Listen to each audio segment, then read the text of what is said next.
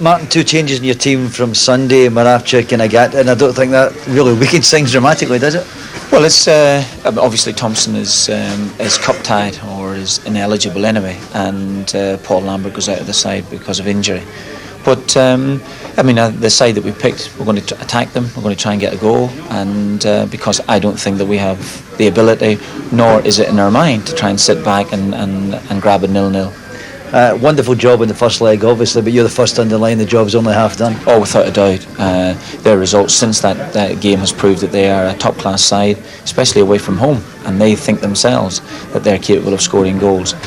Obviously, a very, very difficult game in store for us here, but we'll try to be up to the task. We know your pedigree in Europe, and Celtic fans have always enjoyed big European nights together. Do you think you can provide something special?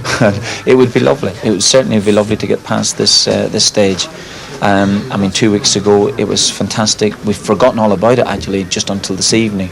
Now it's upon us. We want to do something about it. It's a big, big match for us. The lads in the dressing room are keyed up for it. And I just hope on the night we play well enough to get through.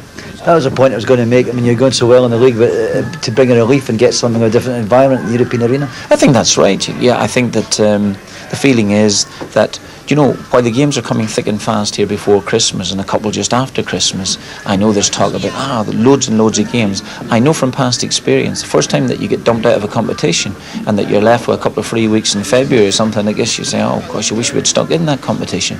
So it won't be for want of trying if we go out tonight. The worst thing that can happen here probably is for Bordeaux to get an early goal, is it not? No, I'm not really sure about that. I just think that our task is one of two things tonight. If you could tell me that we could sit in a 0-0, I would probably take it now at this minute. I don't think it's possible, and therefore the only message that we have in the dressing room is to try and win the game. We know that if we finish in front of them tonight, whether it's 1-0, 2-1, 3-2, 4-3, call it what you want, if we can, we'll go through. If it's not too late to nip round to the bookies then and put a few goals in. You can do what you want. I think you'll be through tonight, man. I think it'll be very, very difficult for us, but I always fancy us. Good luck tonight. Thanks a lot. Disappointment for one half of the Old Firm against French League opposition already this week. That was Tuesday night. Rangers against Monaco, who Rangers will feature in tomorrow's draw for the third round of the UEFA Cup. Out though of the Champions League. Celtic hope for better against the team now in third place in the French title race after a couple of good results since these two last met. 1-1 it was in Stade Lescours 2 weeks ago in Bordeaux. 2 goals in 2 minutes in the first half. This UEFA Cup second round tie will be settled tonight. Bordeaux against Celtic, and let's refresh ourselves with the two lineups in a couple of minutes. Celtic with those 2 changes, of which Martin O'Neill has spoken, and Celtic bidding of course to take their place in the third round of European competition for the first time in 17 years. And they're walking through the frame, Christophe Dugarry wearing the captain's armband and a key player for Bordeaux. Number 50, Let's have a look at the Celtic starting lineup. Firstly, a couple of changes from Sunday's team, which beat Kilmarnock 1-0 at Rugby Park. Missing, of course, is Paul Lambert in the studio for us, but out of the Celtic team, more significantly, Alan Thompson is ineligible. In come Didier Agathe and Lubo Moravcik. And, well, Bordeaux haven't experienced him yet. Gordon, Chris Sutton. Yes, Sutton back in to form his partnership with Larsson up front. I think Moravcik will play just slightly in front of the other two midfield, but it's a different shape to the midfield, and I'm sure Martin O'Neill will be a bit worried about that area. We're having sort of attacking play like Moravcik in there. Not the best of defenders, but nevertheless, he can create a lot of things at the other end, and that's what we'll be looking for Moravcik to do tonight. So that's the Celtic lineup. Let's have a look at Bordeaux. No Mark Wilmots for them, the Belgian international captain. He's injured again. Pascal Fendunil, who played in the first leg, he's out injured as well. In come Jemmali, Batlles, who was a sub in the first game, and Jerome Bonnissel, who was suspended for that first leg. I asked the Bordeaux coach beforehand, Elie Bock, where exactly Christophe Dugarry would play, and his answer was pretty much anywhere he liked. Yeah, that's absolutely right, and he's the ace card for them, because he is the man who creates, he's the man who scores for them, as he did in the first leg. And I heard Paul Lambert talk about Bonnissel. He is an excellent player. Didn't play in the first leg, but he will certainly attack for Bordeaux. They have to go, they've got to get a goal tonight, and I believe they'll attack, and they really do have to try and keep Dugarry quiet. And it's a Bordeaux side which have been in good form since these two last met. There's the referee for tonight from Belarus, Sergei Shmolik, who's already been given some advice from the Bordeaux coach Healy ahead of the match. No change there, but Bordeaux have been in good form since the first leg of this match. They beat Paris Saint-Germain away from home. That was the first time the Paris team have lost at home this season, and since then they've beaten Lille as well and have gone to third place in the league. Chris Sutton didn't feature in the first game. He was back on Sunday against Kilmarnock, and he could be a key figure tonight for Celtic. Will the Bordeaux defence be able to cope with what he has to offer? And conversely, I suppose, can the Celtic defence cope with what Christophe Dugarry has to offer? And they certainly won't want to be caught cold as they were from the set piece, following which Bordeaux took the lead 2 weeks ago. Bordeaux attacked the ball at the near post, Celtic didn't, and that was Celtic 1 down. Thanks to Henrik Larsson's penalty, it finished 1-1, and it's delicately poised. Larsson's flick for Sutton. Now Bobby Petta made such a good start 2 weeks ago, and that's a Celtic throw. Petta has become a key figure in the Celtic lineup.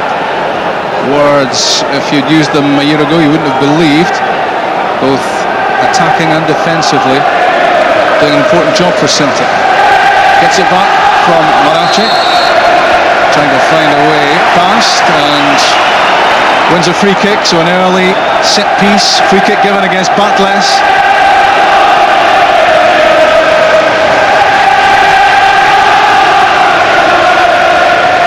Valgaeren up for the set piece. Whipped in at the near post. It found the blonde head of Mjallby. It also took a touch off a Bordeaux defender, so corner kick. Yeah, it was unlucky, Mjallby, a little flick there off the defender, but it gives Celtic some early pressure, and Moravcik will throw this right in top of them. Low and hard at the near post, not the best of deliveries, and it was Christophe Dugarry out to block it and turn the ball out of play. There's Petta again, and another foul. Another free kick, this time against Lilian Lasland. A striker's tackle, you might say. A little bit clumsy. But Celtic make little of the set piece. Tom Boyd aiming for the head of Sutton. Bonnissel. Dugarry's touch. And Legwinski didn't manage to keep it in.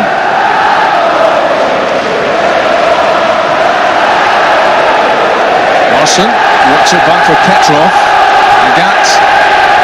Larsson again. Lasland on the move. Trying the reverse ball, but Mjallby saw it coming. Dugarry wins it back from Petrov. Jérôme Bonnissel. Well, it was a good try, but it didn't come off for Laurent Batlles. He was trying to release Perletta down the left side. Good touch from Sutton. Petrov's pass. Moravcik and Bobby Petta.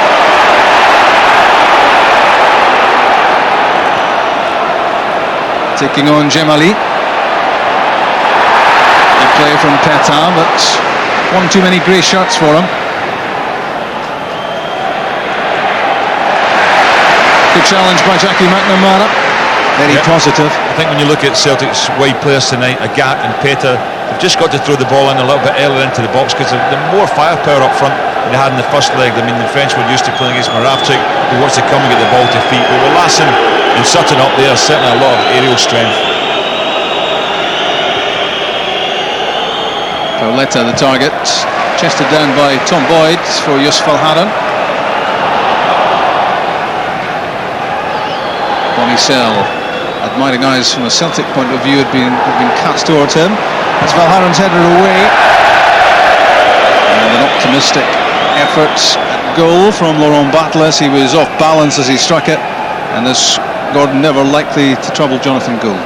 No, not really. I mean, the pass was intercepted to begin with, but decided to try a speculative effort from there, and under no pressure, it's a pretty poor effort. The biggest danger Celtic have, obviously, got an attacking line-up, even in that centre midfield. They've got to make sure Jackie McNamara sits for them, protects the back three, because the French will attack quickly on the counter, and it's important Celtic don't lose the first goal. Didier Agathe, formerly of Montpellier in French football, testing out Bonnissel for pace. Good run.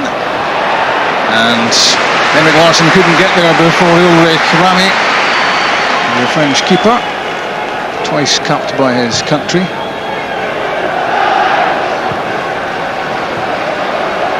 Valgaeren sprinting down the touchline, having robbed Larsson. In towards Larsson, and that was Sommeil, David Sommeil, forcing the ball away.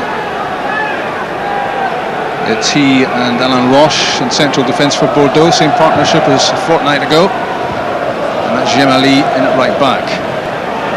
Diabate, won by Moravcik from Mjallby, and Petrov. Agathe to Petrov again. Larsson, the pass behind Petrov. It's a good turn though. He's got on the wrong side of Sommeil. A glorious chance for Chris Sutton to open the scoring, but he was offside. The flag was up, and Chris Sutton was quite happy with that. Good play with Celtic down the right hand side, and he did really well, Petrov, but not the best of touches from Chris Sutton, and you know, it would have been probably more disappointing for him if he put it in the net, but certainly quite an easy chance. He looked rather relieved as he looked across and saw the flag up against him, because it was a glorious opportunity, but he'd strayed a couple of yards offside. Not too difficult a decision to make, that one. Moravcik for Larsson. Back went Diabate. Rame's clearance. Tom Boyd, the central figure of the back three for Celtic. Larsson. Diabate.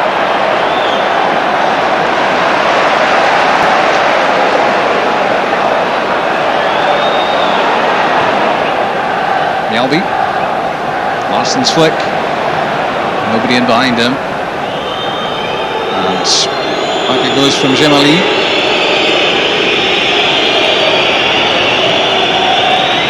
Henrik Larsson, 17 goals this season, including that penalty in the Stade score. Valgaeren's header, Diabate, Bonnissel, French international, as is Dugarry, linking well, trying to get beyond Mjallby, which he did, hurried the cross, and from a Celtic point of view that was out of harm's way. Yeah, he will get forward, and I thought it was a chance to throw the ball in early. Unfortunately for Celtic he didn't, because you know, I don't think Mjallby would have been able to get to him and close down the cross ball there, but it's an interesting formation they're playing, because Dugarry is just floating about. He's trying to just play in that space in the left hand side between the back three of Celtic and their midfield, in order just to be a free play all the time. Glorious touch from Henrik Larsson. Sutton with Petta sprinting up ahead, and Petrov. Wide of Petrov is Agathe. Celtic want a good ball in here from Agathe. He slipped as he tried to play it. Sommeil cleared. Moravcik. Played off Dugarry, given away by Larsson. McNamara's touch this time. Chris Sutton keeps himself onside. Larsson waits. He's beyond him. Comfortable header away for Jemmali. Larsson, powerful figure. And good vision as well, but Valgaeren anticipated what was coming and muscled Batlles out of it.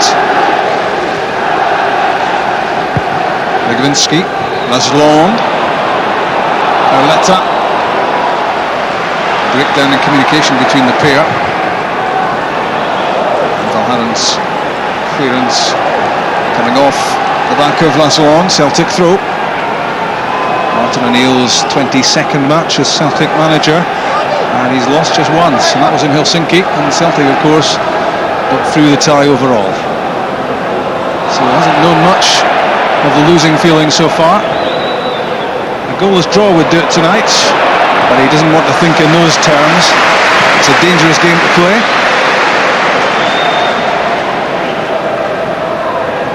Yeah, he'd set up for a goalless draw, but it's hard to play for a goalless draw. Certainly in modern football, with the chances that will be created, you've got to just go and play a normal game. And I'm sure Celtic think in a one-off match they can actually win it anyway, being at home. But they've got to be careful. As I say, it's very important. They don't go a goal down and begin to panic a little bit. The crowd forcing them forward, they'd be very vulnerable then, leaving a lot of spaces. So they've got to be. It's got to be controlled attack. Back from Dugarry to Bonnissel. It's well cut out by Agathe. Chris Sutton's touch is a good one. Noted down for Henrik Larsson. Stilian Petrov. Took too long. Bonnissel intercepted. And a heavy challenge from Chris Sutton leaves Christophe Dugarry on the ground. And touched out of play by Stilian Petrov. So Dugarry can get some attention here. Yeah, I'm sure he'll be all right, but it was certainly an aggressive challenge from Sutton. Just the way he twisted the leg of Dugarry's in there. I think he will get back up here, but I think that the one in Sutton was entitled to go for there. He did retrieve the situation a bit. You have to say for Stilian Petrov, he took a bit too long on it there. Celtic have to move the ball quickly. Bordeaux were flooding the area, and if they got a switch on, they only have to look over the other side, and Petta was completely free on the left-hand side. If they can move the ball quickly out of these areas, they won't get caught in situations like that. Dugarry temporarily off the pitch.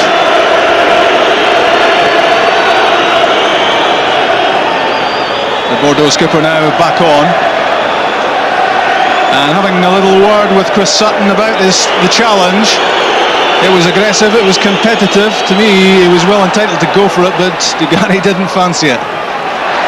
Well, there's a lot of baggage from the first leg, Rob. The temper's frayed at the end, and there's a few scores to be settled tonight, and I think that we might see the game just gradually get a bit more aggressive as it goes on. Sutton was also complaining to Sommeil there about the fact that they threw the ball into Celtic's half after Celtic having given them the ball back so that Dugarry could receive treatment.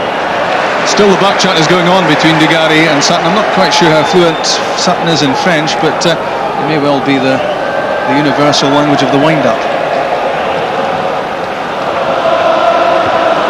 Agathe header. Won by Diabate. Time for Valgaeren, but the header goes straight at Dugarry, and that's good play from Petrov. That too is aggressive very quickly and giving Dugarry no time on the ball, in much the way that Paul Lambert did 2 weeks ago. Missed by Sutton, but it's through for Larsson. Given away to Petrov. Agathe. Early ball in, and a good one, and just wide from Chris Sutton. Made a late one for the cross from Agathe. He glanced it, but he glanced it wide. That's a good early ball, and I think Chris Sutton could have done a bit better. I know he's trying to place it in the far corner, but it was one of those ones he wasn't really challenged. A free header, he's really got to hit the target there, and I'm sure Martin O'Neill is a bit disappointed with that effort, but it was a good early ball in from Agathe. It's maybe a sign that not having faced them in the first leg, Gordon, they're not quite sure what to do about them. No, I think that's a good positive weapon for Celtic tonight. The players have got aerial strength they have with Sutton back in. He's a different type of striker than they met in the first leg, and I think he could cause them problems with that sort of ball, but they've got to get the right sort of service, but Sutton also has to put chances like that away. Now it's Bordeaux on the attack, but not for long. Let's have another look at that effort from Chris Sutton. Good delivery in from Agathe, and look at the room that Sutton was given there, and you can see immediately frustration written all over his face. Yeah, not enough power on it either, and certainly the direction just off, but if he gets maybe 2 or 3 of those, he'll stick them away. Larsson was unlucky with a couple of headers in the first leg, as we know, and good save from the keeper, and one hit the bar, but Sutton really could have put Celtic off to a very good start there if he put that one in. Nearly 14 minutes gone at Celtic Park. 0-0, 1-1 overall. And Valgaeren with the header. The last of 4 live matches inside 18 days from BBC Scotland. We've brought you both legs of Celtic against Bordeaux, and if this one is the drama of part 1, then it will be pretty exciting stuff. And you get the feeling that we might well, Gordon, be on a knife edge right to the end of this one tonight. Well, certainly if they're not going to take their chances, that they would be on a knife edge, because I mean, obviously Bordeaux capable of scoring at any time with the sort of players they've got. So far I think Celtic have done well. I mean, they've restricted Bordeaux to practically one pretty poor shot, you have to say, and the main Celtic have created the better openings, but as I said, they've got to keep their concentration going, because the game could turn around at any time, as we well know from watching a lot of European football over the years, Rob. Moravcik, good turn. Celtic want something from him tonight. That's a good pass to Petrov. Thought about a shot, the reverse pass instead for Sutton. Now Larsson! Oh, a chance gone for Celtic. That was a glorious opportunity for Henrik Larsson, just about on the penalty spot, and he'll be disappointed he didn't strike here. Yeah, certainly. I thought maybe it was an offside position, but obviously the Bordeaux defender getting the last touch, and it's given him a gilt-edged chance there on his left foot. You would also fancy Larsson from that side of distance. McNamara. Agathe thinking about the shot, deflected off Sommeil, and this time Rame keeps it in. Well, Henrik Larsson missed chances on Sunday. He missed 2 amazing chances against Kilmarnock on Sunday. Totally unlike him. He's normally so clinical with his finishing, and you just hope tonight that Celtic won't rue these opportunities. First Sutton, then Larsson, still 0-0. Yeah, you wonder if those chances on Sunday are playing in his mind a bit, because this is a real good opportunity. Didn't strike it well at all, didn't get any power in it, and consequently Rame's got down, and it's a fairly comfortable save, but that's 2 good chances, and at this level, you don't know how many you're going to get in a game, but certainly they're playing reasonably well so far, and a few more chances might come along, but certainly they'll rue those if they don't get the result tonight. When you think back to Tuesday night at Ibrox, Rangers created chances in the first half against Monaco, didn't take them. The game might well have been safe from their point of view at half-time. So many chances did they have, and in the end, of course, the sucker punch came from Marco Simone. Celtic don't want to play that game here tonight. They've built the foundations with the result in Bordeaux, and they want to apply the finishing touch here. It's a good leap by Petrov. There's Sutton with the flick. Petrov didn't catch the shot, dragged it wide, but he started the game well, very aggressive, winning good ball for Celtic, but not with the finish here, Gordon. No, that was a difficult one, you have to say. Not the easiest to hit a half volley on the left foot as it fell, and he's put it off target. But the main thing about it was the aggression that Petrov and Sutton showed there in order just to put Bordeaux under pressure. It looks as if they're not that comfortable with the ball into the box, and as I say, it's something Celtic might get from the game tonight if they can get enough decent quality crosses in there to go and put the Bordeaux defence under pressure. Bonnissel, Legwinski plays the 1-2 with Diabate. Now Dugarry threads a pass through for Petta. What a good interception that was by Tom Boyd, using all his experience there, no panic, stretched out, hooked his foot round the ball, and now Celtic on the move with Agathe. Back with him goes Legwinski. Agathe touches it for Moravcik. And Mjallby, early ball in for Chris Sutton. Christophe Dugarry. Petta, the Portuguese international, taking on Mjallby. He's in hot form as Petta, foul given against Mjallby.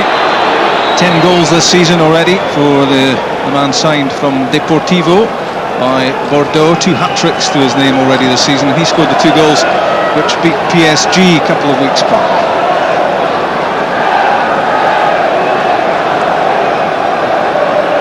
So what can Bordeaux make of this set piece? It's Jérôme Bonnissel. Valgaeren's header away, dominating in defence. Larsson, good pass down the line, skipping away from Moravcik, and that allows Sommeil to nip in front of him and turn the ball back to Ulrich Rame.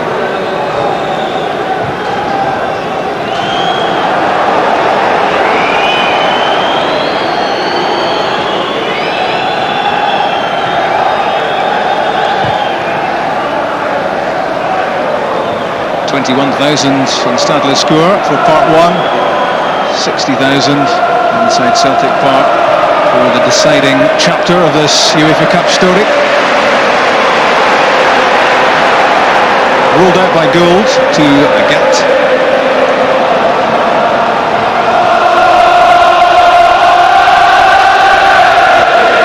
Moravcik trying to pick out Larsson, but it was Jemmali who intercepted Larsson, the French international. His strike partner Petta, and again good touch on the ball, trying to play a 1-2 with Dugarry. Good strong challenge from Tom Boyd. Dugarry didn't fancy it, but one possession for Celtic. Petrov, Valgaeren, now Petta.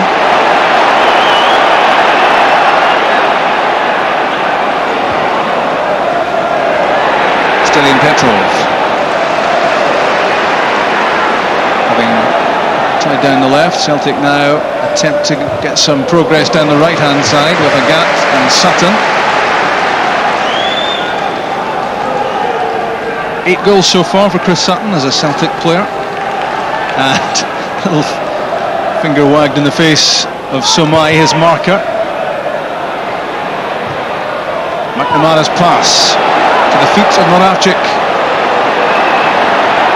Didier Agathe, 2 in front of him. Flooded the ball towards the byline, whipped it back, did well to keep that in, and offered a glimmer of a chance at the near post to Henrik Larsson, but that was well played by Agathe, and the applause led by Messrs O'Neill and Robertson. He did well because he just caught in the line, but Larsson helped make it a good ball, and then a much more delicate flick required really than the near post from Larsson. He tried to put a bit of power on it, just maybe a little touch away to the back post might have done the trick, but I think Agathe started the game very well, Rob. At times he's known when just to lay it off, when to throw it long into the box, and at other times when to hold it and take on his man and draw players around about him. Petta on his own for Bordeaux. It's good play again from Boyd. Good quality defending. Agathe for Sutton and Bonnissel. And Roche, there was a doubt before the match, passed a fitness test. Jemmali, Larsson, Legwinski, Batlles. On the overlap, Jemmali in for Petta. Ghosted into the box there, not really picked up. Not a damaging header, but Celtic need to beware. Yeah, that's a situation you worry about, because what happens is one defender's, Boyd's covering the ball there, but it's just over his head. I think Mjallby has to get a lot closer.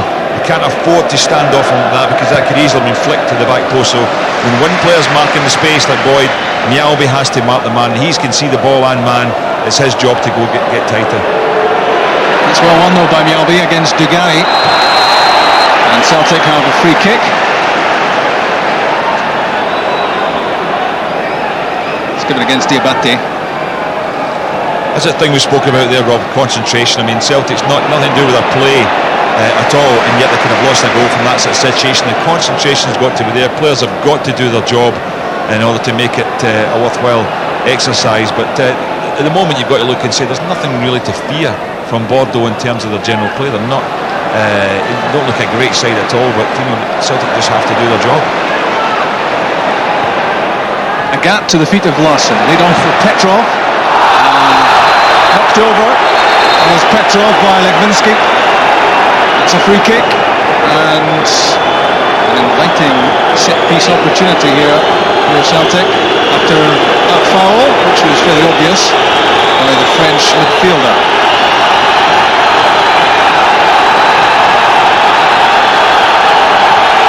Moravcik and Bobby Petta over the ball. It's to be Petta, whipped in, the head of Mjallby. Chris Sutton's after it, but he won't catch it.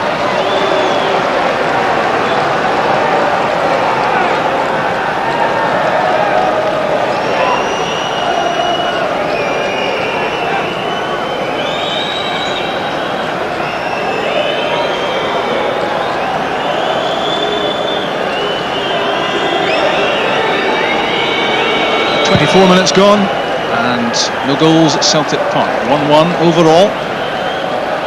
Remember, a goalless draw gets Celtic through. A 1-1 draw takes it to extra time. A 2-2 draw means Bordeaux would go through. But it'd be nice to think that a Celtic win takes Celtic into tomorrow's draw for the third round of the Uefa Cup. Dugarry's pass cut out by Jackie McNamara. Up went Chris Sutton, watched all the way by Alan Roche. David Jemmali. Now Batlles for Larsson. Batlles again, but Larsson wasn't ready for the return pass. McNamara to Moravcik. Formerly a star in French football, Moravcik. McNamara got that away to Petrov. Agathe loses out to Dugarry.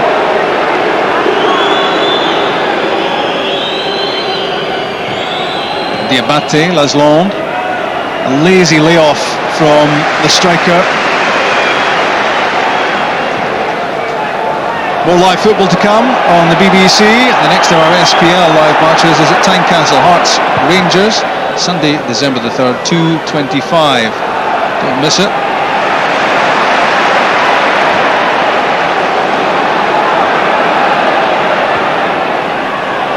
Agathe to McNamara. He's in good scoring form at the moment, Jackie McNamara. In from Agathe. Early ball, it's beyond Larsson, chased by Moravcik. Lost out there to Jemmali.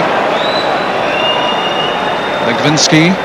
That's for Diabate. Dangerous pass, and Jackie McNamara might well have come off badly there.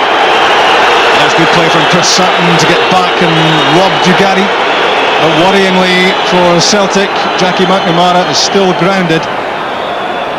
Yeah, it was a pretty reckless challenge, you have to say, there from Diabate. He put in a few of them in the first leg as well, when he went right over the top of the ball there, and so really surprised. I think it might have just been blindside the referee, but he's got look at the studs here. I know, it's a terrible challenge. Look, Jackie McNamara's gone to ground, he's gone right over the top of it, but I say the only thing I can say in the referee's favour on that occasion was he was round the other side, and he's not quite. Yeah, but he was close, he was only a few yards away. Yeah, that was a reckless one. I haven't really seen anything so far that has merited a yellow card, but that one surely did. Diabate had one or two reckless challenges in the first leg as well. It looks, I always think somebody who makes challenges like that is a little bit of cowardice in a lot of ways. I mean, some people might think it's hard, but the hard guys are the ones that have to take the challenges like that. And I think that it was just outrageous the way he went in there. I mean, Jackie McNamara's got a soul. He's onto a stretcher. It doesn't always mean it's the end of the match. Sometimes it's a precautionary, let's get him over to the touchline and give him some treatment exercise, but the worry for Martin O'Neill here is that he has to make an early change. It's just amazing how many yellow cards you see dished out, and then often reds as well for innocuous challenges, and then you see something like that, and the referee hasn't spotted it. The linesman who's down facing the play, it's not as the referee's a lot nearer, but the linesman's got a great view of it. He does nothing. He doesn't flag to point that out. Yeah, it looks like the end of the match, Gordon, doesn't it? Struggling, I think. Yeah. And you can see the look of concern on the face of Martin O'Neill down below. Looking for confirmation that he has to make a change. Yeah. I think Colin Healy will probably be brought on at this stage. Really would be the player you would imagine would get in play in that role, but it's such a shame. Jackie McNamara started the game very well.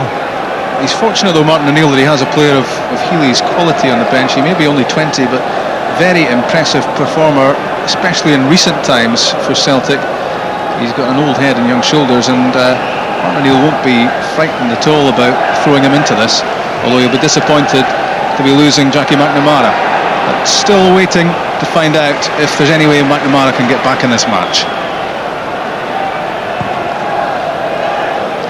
We've played nearly 28 minutes. Celtic 0, Bordeaux 0. 1-1 on aggregates. Still delicately balanced, this tie. Larsson's pass for Agathe. Good run from Didier Agathe, and a good ball in as well. It's deflected back towards Petta. McNamara, we hear, will be back on the pitch, but Bobby Petta loses possession. Here's Laurent Batlles. Laid off by Leslond for Legwinski.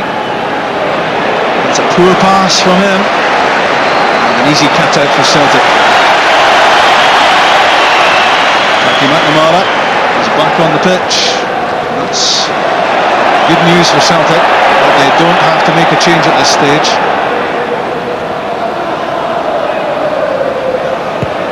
Moravcik's pass to Petrov. McNamara, his first touch since coming off the stretcher, and a good pass.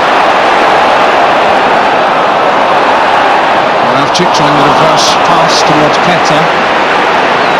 Couldn't quite get it through. Diabate. Possession given away by Bordeaux. Moravcik to Larsson, stumbles, gets up. Onto his left foot, but didn't catch the shot.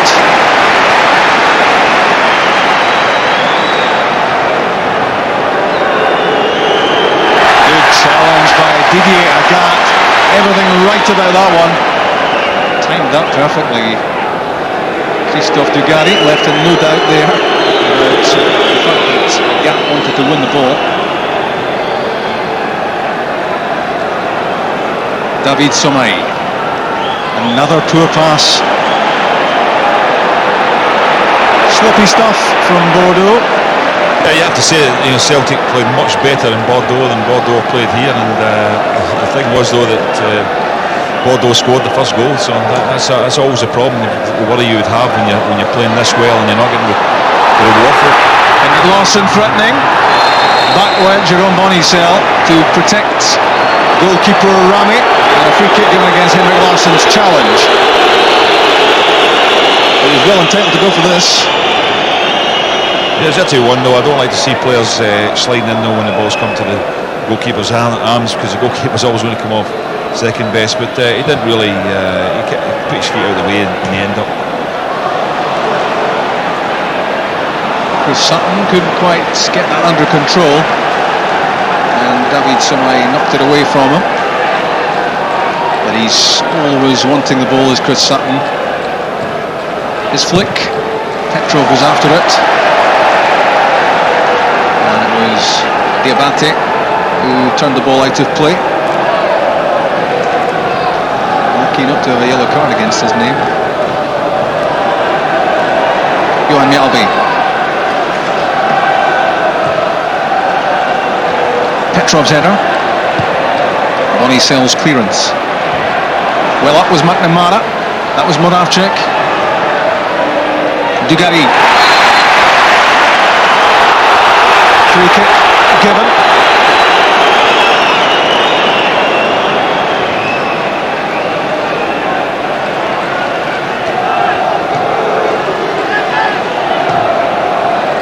Legwinski to Batlles.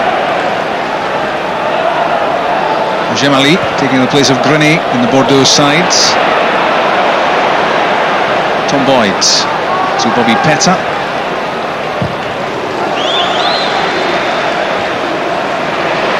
Larsson's header. Back from Sutton to Petrov. Didier Agathe. As the Celtic fans turn up the volume. In goes Larsson. Sutton's diving header is a good one. Finds Moravcik. Needs a good ball in. Failed to get that one beyond Jemmali.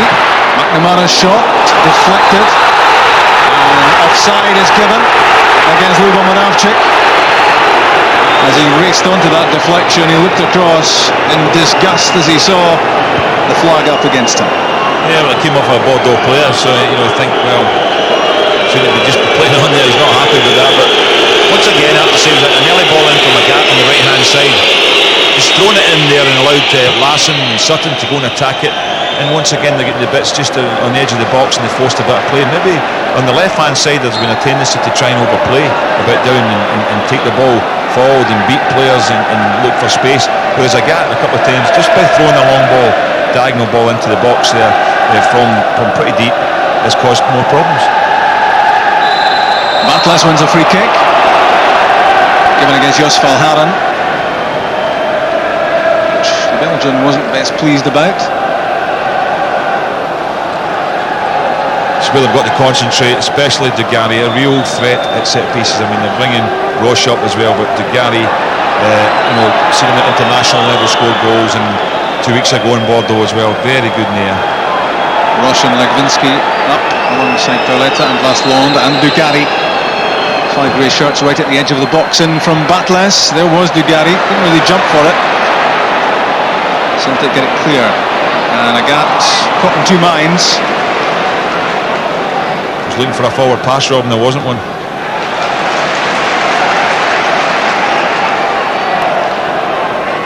Not much more than 10 minutes left in this first half. It remains goalless. 1-1 the overall scoreline, and that's a good challenge by Agathe on Bonnissel as he tried to get down the touchline. Left by Dugarry for Pauletta. Diabate loses out to Larsson. Good play from him at Larsson. Moravcik to Sutton. Maybe Petta wants it, and now gets it from Valgaeren. Takes a tumble, no free kick. Jemmali. It's for Larsson. Tom Boyd did a good start on him. And Jonathan Gould's clearance. Jonathan Gould largely unemployed in this first half, but he has to keep himself sharp. Moravcik gets it back from Agathe.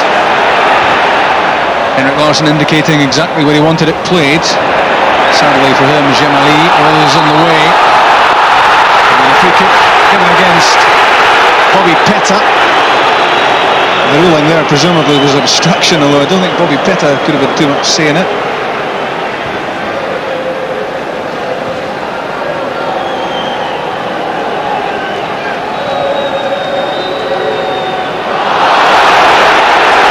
A little bit theatrical from Christophe Dugarry as he looked for a free kick. He reckoned there was a push, but I think he was just about the only person in the stadium who thought that. Yeah, well, the referee knows that's a dive, and so why he's not punishing it? That's one of the things you're trying to cut out of the game, is people diving, and they won't do it a second time if they get caught. Here he is again, and that's possibly the biggest cheat of the first half, with Dugarry failing to control that. Petrov to McNamara. He finds Petta. Trying to get past Batlles. No free kick. He's just got to rob at times. Bobby Petta is attracting people to him, and then he's trying to take them on and losing it. He's got to just now and again, every so often, just throw a long ball, and that keeps defenders, they won't go too close to him. There are plenty of people supporting him diagonally. He's got to just knock it in there. He's giving away possession far too often.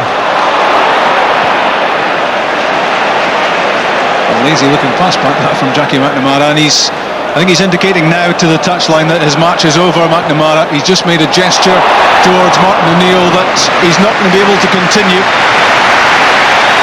The game is over and Celtic will have to make a change. Yeah, he struggled through, but obviously probably bleeding in the muscle or something, Robin. What happens then is it just stiffens up and your movement just diminishes as time goes on, and that's obviously what's happening. It really is restricting him, and it's Colin Healy, I think, who will come on. I think it's a natural progression. Just bring Healy on in there. That's the position he plays anyway, and a lot of people thought he might start the game anyway. That was McNamara heading the ball back to Jonathan Gould, but he really doesn't want to see any more of the ball now because he's struggling to move, and he wants off as quickly as possible.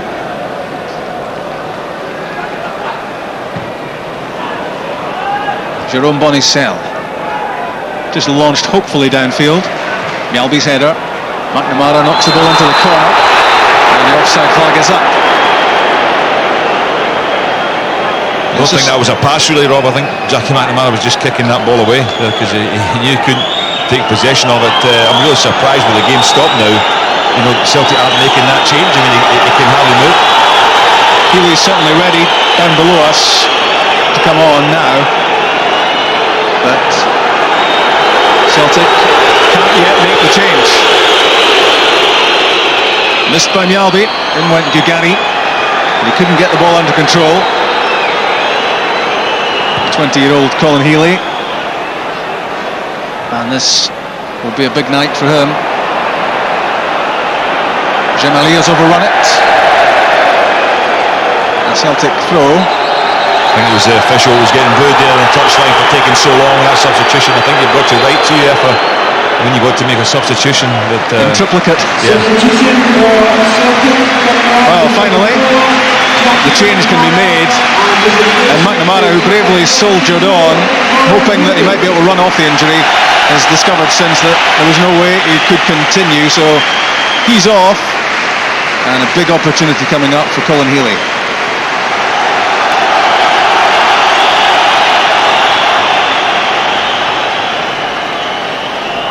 Very impressive in the 5-2 win against Hearts in the League Cup. And a player, Gordon, of rich promise. Absolutely, and capable of scoring as well. I know he'll have to play a sort of sitting role because that's what Jackie McNamara was doing. But when the opportunity arises, if it's on, he can get forward and he's got a good shot. Valgaeren's throw. Diabate. Almost a fatal hesitation there inside the penalty box. Not nearly allowed in Henrik Larsson. Chris Sutton. Again a mistake by Diabate. Misjudged the header. In from Agathe. Hesitation in the Bordeaux defence. Good play from Sutton. Using his body well. Played in by Petta. There's Moravcik. Deflected off Roche. Cleared by Sommeil. But you get the feeling if Celtic can put some pressure on this Bordeaux defence, the goal must come. In from Petta. Out comes Rame. Claims it this time. Yeah, at least two potential penalty claims there when the ball in the box. Two pushes and also Henrik Larsson was caught. But here's Bordeaux breaking away now. The dangerous counter-attack now with Dugarry. Batlles. In for Petta. Well cut out by Tom Boyd. He's had a very good first half, Tom Boyd. When he's been needed, he's been there for Celtic. And he's made some important interceptions. That is the danger of this sort of match for Celtic. Chances they were creating, penalties they were looking for, but immediately Bordeaux break away, there could be trouble for them. Moravcik's cross deflected. Diabate clear, that was Healy. Petrov, Valgaeren, Petta. How Celtic would love a goal before half-time. Petta's delivery. That was Sommeil with the header. Now Agathe. There'll be some stoppage time to be added. Boyd. Here's Larsson. Chance for Henrik Larsson. And well away. Yeah, you have to say his movement's very good at the moment, Larsson. He did everything right, but he's just off in terms of his finishing, his shooting. If nothing's going in for him at the moment, and that's another example. Probably about a year ago, maybe just before his injury, he may have just curled that in, but that's exactly what he's trying to do. But say at the moment, although he's scored a lot of goals this season, there's no doubt he's never really recaptured his form yet. But he's moving everything still very good, and that was a good opportunity.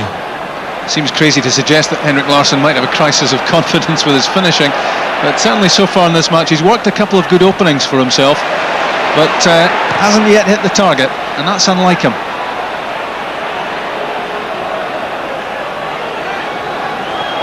Diabate, casual stuff from Bonnissel.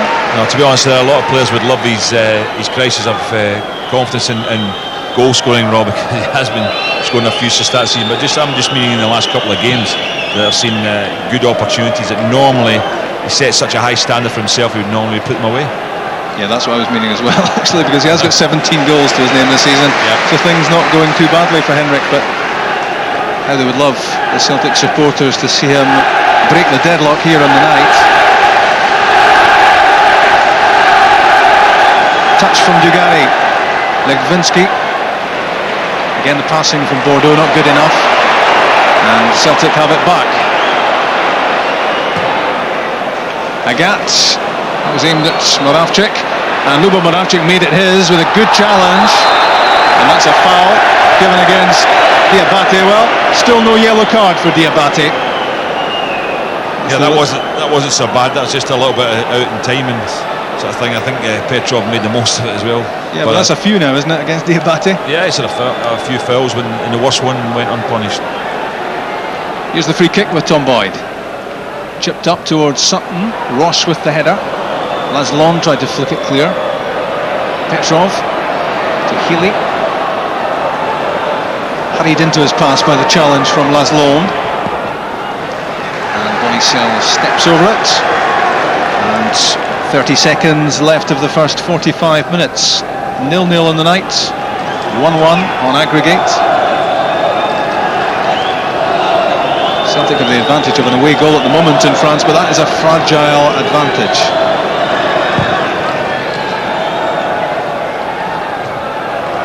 Dugarry's header back to Bonnissel.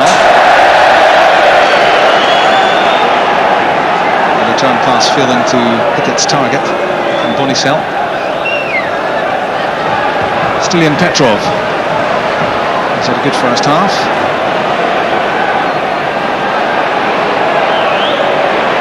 Petta to Valgaeren, and that's given away. Legwinski, Batlles, here's Larsson, and Pauletta, and Mjallby. What a good challenge that was from Mjallby. Anticipating what was happening around him, and then he went ahead of Pauletta to cut out the danger for Celtic. Yeah, they did the right thing. They swarmed around him, didn't they, when they just was going through there, 2 or 3 Celtic players just making sure there was going to be no space, and that's the right thing to do in those circumstances. Bordeaux hadn't thrown too many players forward, so Celtic always had numerical advantage. Roche, clearance away just before the arrival of Henrik Larsson. A minute added already at the end of the first half.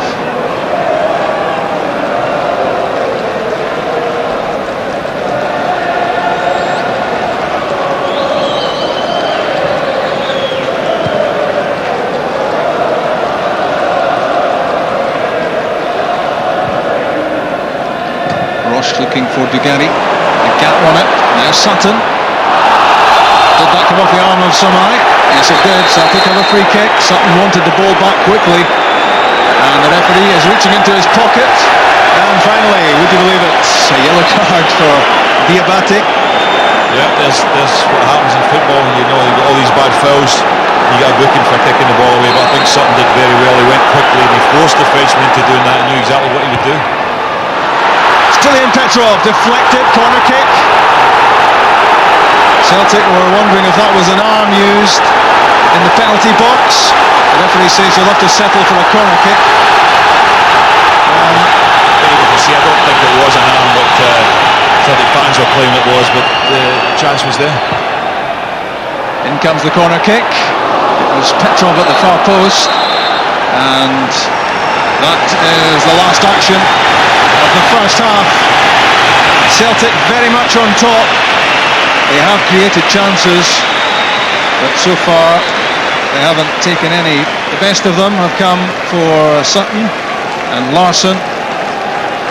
It's goalless at the moment, and ultimately Gordon, a goalless draw would be enough, but it is a pretty fragile situation, isn't Absolutely. As it stands at the moment, Celtic are through.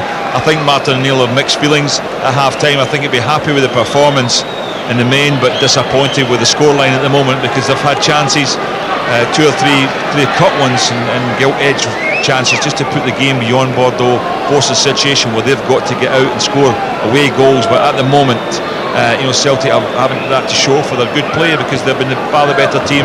Bordeaux haven't looked that clever. Just about 60,000 inside Celtic Park, and a goal for the home team would make them breathe a little easier. It's 0-0 at half-time. Well, nice to hear those confident noises coming from Mick and from Paul, and let's hope the confidence is well placed, because one thing Martin O'Neill won't be doing is underestimating the opposition. They played second best for a lot of the time in the first leg in Bordeaux. They came away with a 1-1 draw, very much second best in the first half here at Celtic Park, but still they're at 0-0, and they won't be at all displeased with the way it's gone so far. They're well capable of breaking away and scoring a goal, which might well be crucial in the outcome of this match. Don't forget they were French champions 2 seasons ago, which means they played in the Champions League. A year ago they reached the second phase of that before finishing bottom of the group, in which Manchester United were. And of course, if you go back to 1996, they reached the UEFA Cup final and set a record in European football because they qualified for that UEFA Cup by winning the Intertoto Cup. So it was a marathon European performance from them, which got them all the way through the Intertoto and all the way to the UEFA Cup final, where they lost eventually to Bayern Munich. So in recent seasons they have a top pedigree in European football, and Celtic will want to be well aware of what they are capable of, but at the same time being pleased with the way that they've performed in the first half and will want to perform in this second half. And what they want to add to their domination of the game is a goal, or more than one ideally, to lift away any doubts that they're going to take their place in tomorrow's draw for the third round of the competition. And let's hope the Bordeaux body language continues to be of the negative type, and Celtic, Gordon, can keep the upper hand. Yeah, they've got to just keep the pressure on the way they did in the first half. Give Bordeaux very few chances. I mean, I know that they're well capable of scoring, but they had meagre attacking play in that first half. One, I wouldn't even say a half chance, quarter chance of anything. And if Celtic can restrict them to that, then they are home and drive it. I think that they'd be much better advised to get forward to Celtic themselves and get a goal. Good ball in from Stilian Petrov. It was well set up by Didier Agat's work on the right hand side. The whipped in cross, and Ulrich Rame spectacularly off his line to make the save. Good play, a good start to the second half from Celtic. Exactly what they have to do. They've got themselves in front in terms of the way they are playing, and they have to make sure that Bordeaux continue to play second fiddle. Bobby Petta, Celtic want to get him forward more often. Petta's cross, and Ulrich Rame not totally convincing with his collection of the cross. He got there eventually, pretty much unchallenged here, but he made a meal of it. Yeah, he was fortunate. I think he wasn't under any pressure. You have to say, no Celtic player in about his feet, so that when he dropped, he might have had an opportunity to get a challenge in there. But it's a good positive start from Celtic in the second half.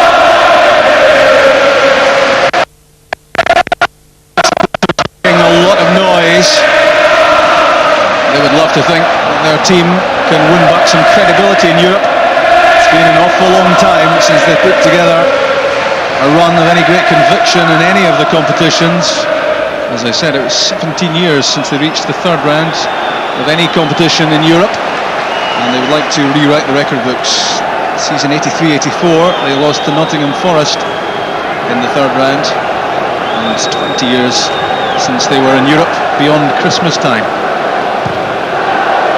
think they'll be extremely disappointed if they don't go through in this two-leg affair, because Bordeaux haven't looked a great side in either leg. Came out on strong a bit in the second leg in France, as you might have imagined they would, but even tonight so far they haven't looked a danger. And I think if you took Dugarry out the side, you wouldn't think they'd be capable of anything at all. And here he is on the ball.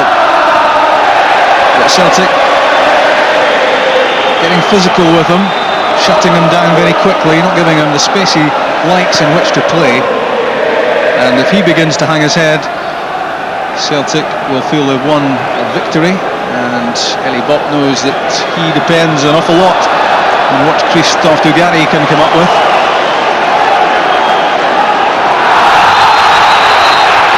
Decked was Henrik Larsson as he tried to get on the end of a quick throw from Chris Sutton.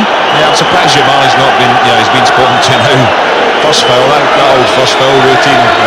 He's grabbed Larsson's shirt and just pulled him down there as he's going to get the quick throw in, so quite lucky to get away with that one. That looked like a bookable offence to me, but certainly been pretty lenient so far, the referee. Just one yellow card to Diabate.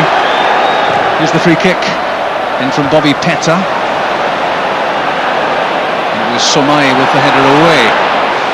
Industrious stuff from Healy, and unlucky. It was pass skidded away from Petta.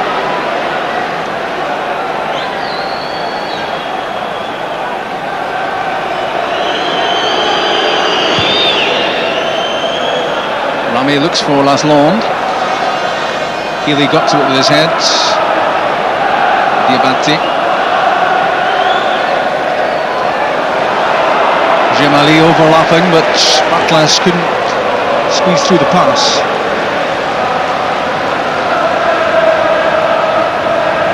Nearly 5 minutes into the second half. And up and under from Batlles. Mjallby heads it clear. Legwinski. Now Bonnissel. Good pass to the feet of Dugarry. Mjallby wins it for Celtic. And strong play as well from Stillian Petrov. Well, I didn't see an awful lot wrong with this, but the referee did. Yeah, I think he just touched him in the shoulder. I'm not sure he made any effort to pull him down there. I think the Frenchman was quite clever, just going over and getting a free kick from a situation that looks as if Celtic will never break. The outcome though is a free kick, and Jerome Bonnissel with it. The left foot of Bonnissel. Headed away by Petrov. After it is Larsson, holding the ball up and releasing it to Petta.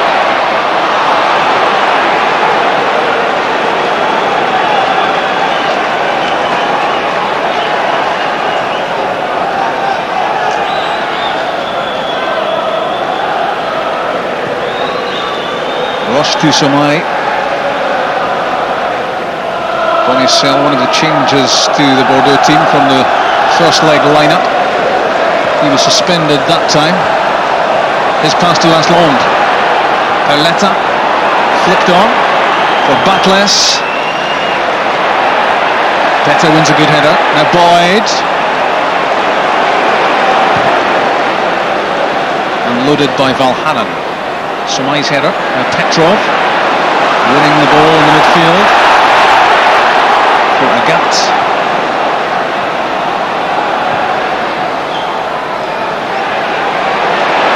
Sutton to Moravcik.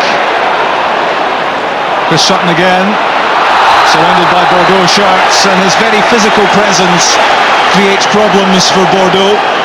They really shouldn't have conceded a free kick here, I don't think, but a heavy challenge from Roche, and Celtic with the set piece. Haven't really worked out how to handle him, and from a Celtic point of view, long may that continue. Yeah, it's quite a distance out, but Larsson normally good from these set pieces. Moravcik showing about it as well, he's inventive. But I'd imagine from there Larsson would maybe want to take a shot. Everyone back for Bordeaux.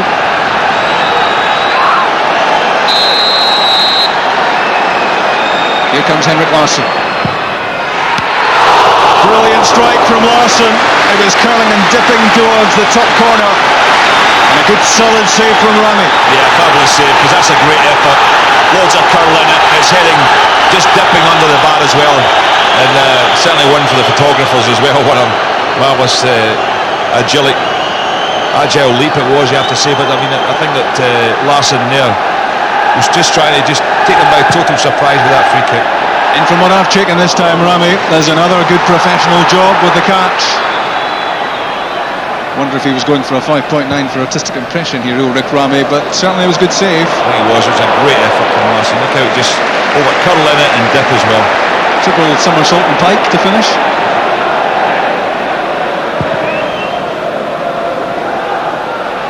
Chris Sutton's flick.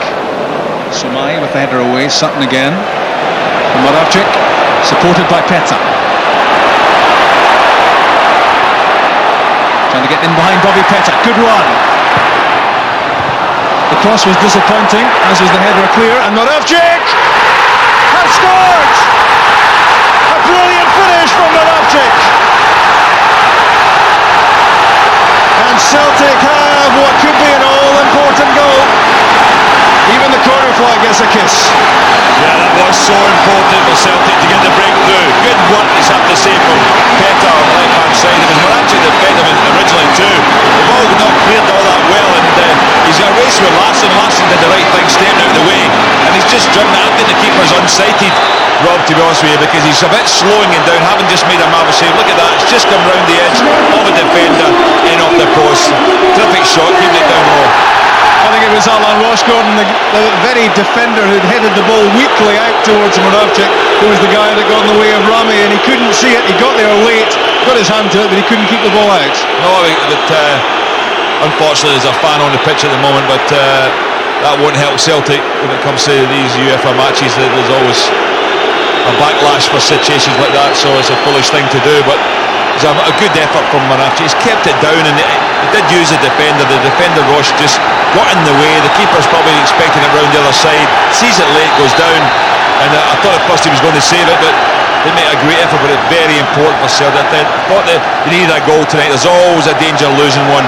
I don't think there's a danger of losing two, so that at least the very worst Celtic are going to get is probably going into extra time now. But that's a marvellous breakthrough for them, and they'll probably go on maybe get another goal now. Moravcik's 5th goal of the season, and so vital that one. Still in, Petrov wins possession, and that's almost out of the school of Lorenzo Amoruso's optimism with a shoot from 35 yards. But look again at the quality of this strike from Moravcik. On the volley, steered it down and away. Rame got across, he got his fingertips to it, and agonisingly for him, it brushed the inside of the post on its way in. And look what that meant to Martin O'Neill. Oh yeah, he knows that's vitally important, but at first I definitely thought the keeper was saving it. Here's Chris Sutton, another good shot on target. Goalkeeper was solidly behind it. Celtic would love to follow up Moravcik's goal with another one to make things a little bit safer, as Bordeaux prepare to make a change. Yeah, it's Diabate, the booking is coming off. And coming on, it's Kodjo Afanou.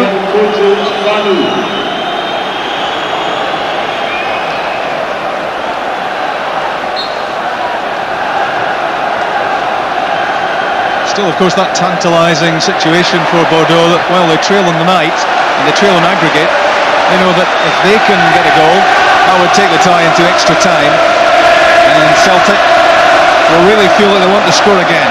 Well, Bordeaux are going to have to step it up a bit, and they're going to require Dugarry to get himself more in the game. He's the one influential player and creative player that they have to do something. I've not been all that impressed with the front two, although I have to say Celtic's back three tonight have been impressive in keeping them quiet.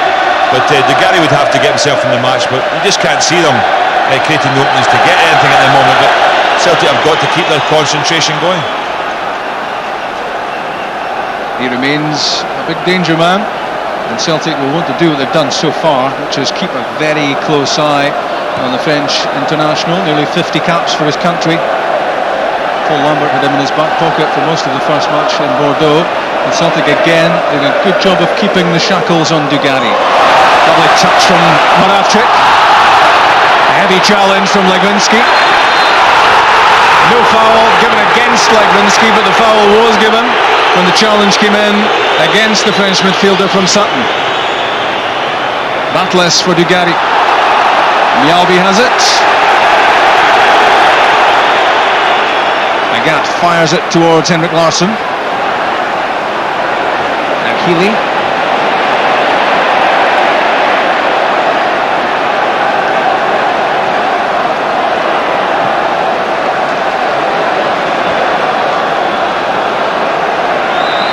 Bonnissel to the sub Afanou. Jerome Bonnissel, good run. Back with him goes Agathe. Still Bonnissel, good challenge by Agathe. Waited his moment and made sure that when he slid in he would get the ball. Healy leaves it for Sutton. Laid off for Petrov. Three in front of him. Petrov's delivery. Touched away by Rame. Celtic tried to keep the heat on. In from Petta. And touched away from the head of Henrik Larsson by the substitute Kodjo Afanou. Yeah, good break for Celtic. Unlucky the first cross didn't fall to one of the players, but good save by Rame getting out there and just punching it away. And when it fell, it was delivered back in, and you have to say Afanou did a great job as well, getting to the back post as Larsson was lucky there to nod it in the net. He was certainly well off his line, was Rame. He had to get that absolutely right. Maybe a sign of Lubomir Moravcik's exertions, and maybe a spot of time wasting too, that it's taken him a while to get over. Here comes the corner kick. Dugarry nods it away from the near post. Now Petta. Batlles is through the middle for Bordeaux. And a very aimless ball played in by Petta between Larsson and Batlles, and neither looked too interested in getting after it. Petrov for Larsson. Larsson peeling away, finding some space, inviting the pass to be played to his feet. Back for Petta.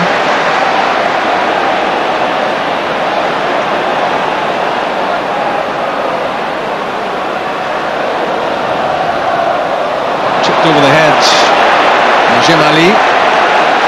Moravcik was hoping Petta would make the run in behind.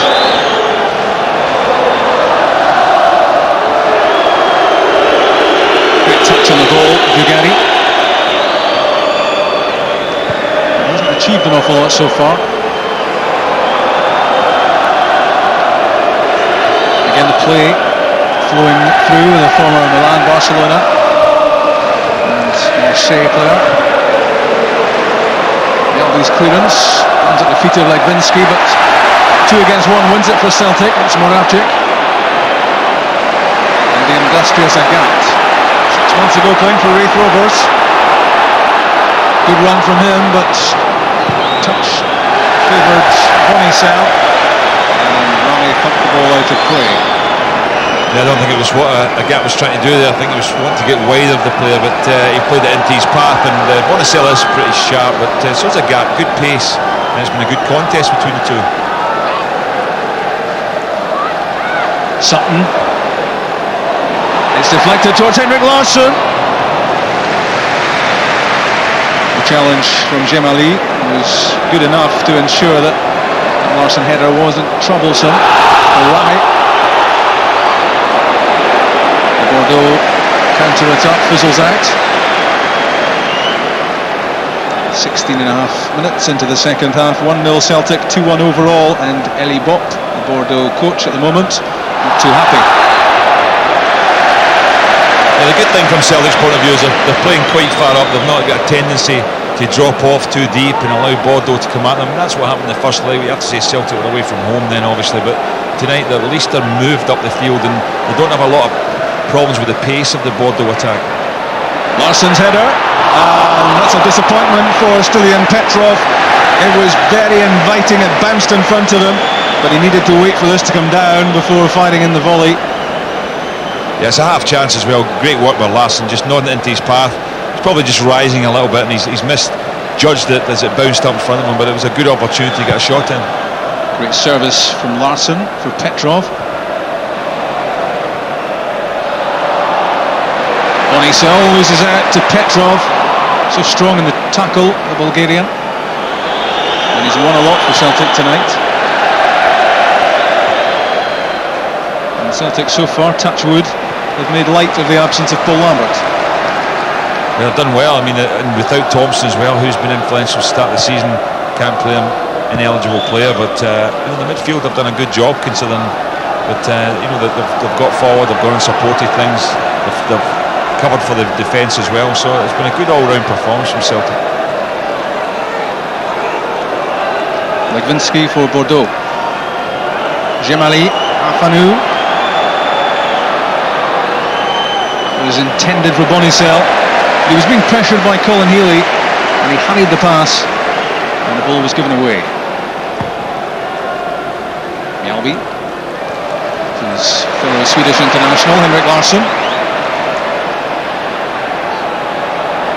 Agathe. Neat little 1-2 with Petrov.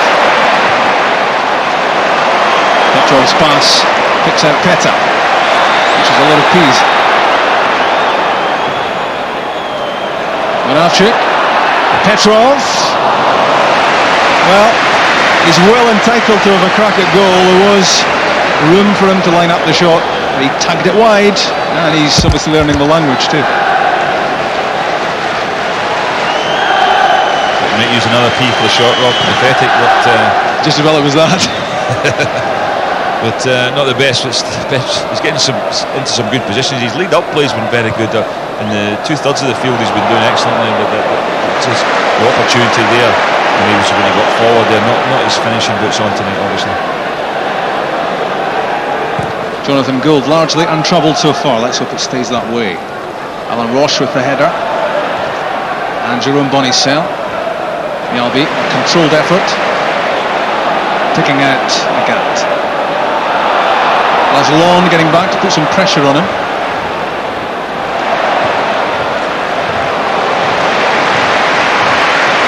Mjallby did well to evade Larsson, but he couldn't keep the ball in with his pass down the line.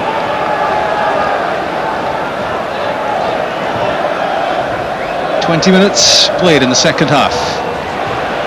Moravcik with the only goal so far. 2-1 on aggregate for Celtic. Larsson in possession. Up ahead, Dugarry. He was pressured by Healy. Celtic get it clear. Petta, Moravcik, and Petrov. Very influential in the middle. Still in Petrov. Agathe to the feet of Sutton. Petrov again. That's for Larsson. Out comes Rame. Had it, lost it, and scored it again. Quickly flung out to Larsson. Batlles, the reverse ball for Petta. Good quality pass, good run from Petta. He's away from Mjallby. This could be dangerous. Punched away by Gould. And calmly played out by Tom Boyd. And cleared by Mjallby, but given away. Celtic don't want to invite Bordeaux back into this match. Bonnissel's delivery, a header from Legwinski, turned away by Healy. Here's Alan Roche. Alongside him, Afanou, the sub. Sommeil. Larsson goes with him, matches the run. Bonnissel, that's long. And that just about sums up this season really for Lilian Larsson. He scored 14 goals last time round, but really struggling for confidence at the moment, struggling for goals for Bordeaux. Yeah, he's not been that impressive, and neither's Petta until about a minute ago when he had that nice turn, Rob. But it was a strange choice of pass at the end of it, and it certainly helped Celtic out by trying to fire it across goal. Jonathan Gould punching it away because there was one or two players just waiting for a cutback. It was a dangerous situation. An untidy passage of play from a Celtic point of view the last few minutes. Pass is going astray, and they don't want to give any encouragement to the visitors.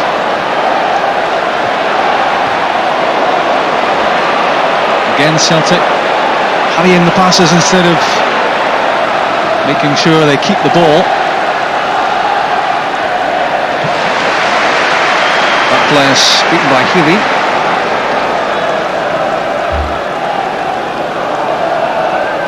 .5 minutes between Celtic and the third round of the Uefa Cup. Oh, there was a transatlantic delay on that whistle from the Belarusian referee, Jemmali. Yeah, he made it look good, didn't he? I mean, the dying swan.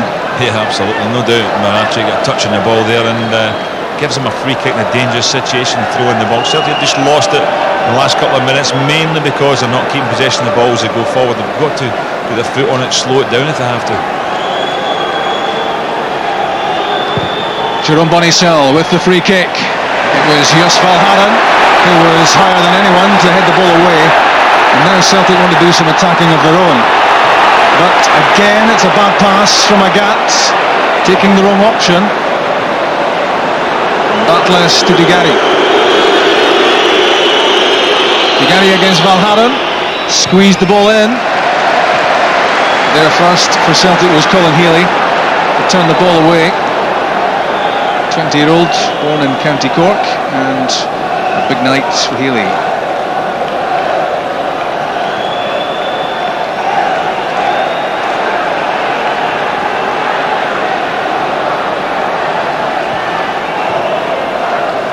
Afanou gets it back from Sommeil, growing in confidence in the last few minutes. Bordeaux beginning to string some passes together and maybe gather some belief in This tie is not beyond them. Celtic will want to banish such thoughts from Bordeaux minds.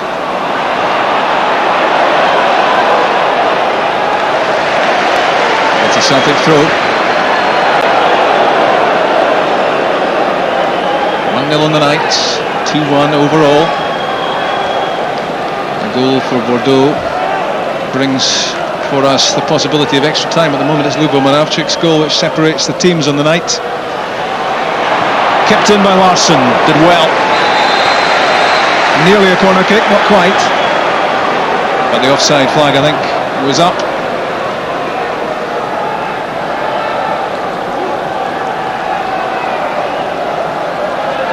Yeah, it'll seem like a long time from 20 minutes to go in this game that Martin O'Neill just want to keep the concentration going. The organisation has to be kept strong because they say that Celtic just lost it in the last few minutes. Players look as if they lost their shape a little bit and they have to get that back. And there's another loose pass. That's exactly what we're talking about. Still in Petrov, who has been superb throughout. But in the last 4 to 5 minutes now, the spell has probably lasted. It's been a bit untidy from a Celtic point of view. That's Roche. Healy trying to get to it. Afanou with the header. Batlles. Petta got a good touch. So did Valgaeren.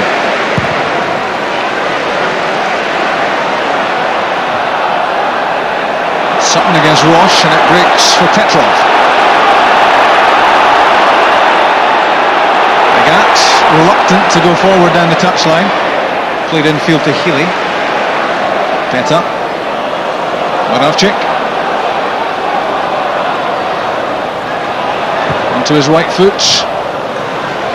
Roche doing the defending. That's Healy. Larsson. Dangerous touch from Larsson. Headed down by Larsson for Sutton, who was offside. Well, there could have been a real chance there for Celtic after a slip by Larsson. Yeah, the right decision though. I think it was a terrible ball, but watch this, Sutton just off.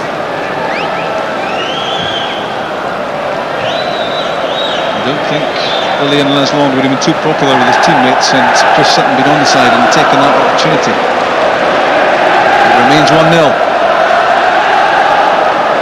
Batlles to Petta. Back for Bonnissel. Batlles again, couldn't quite squeeze that through. Good block by Mjallby. Laid off by Sutton.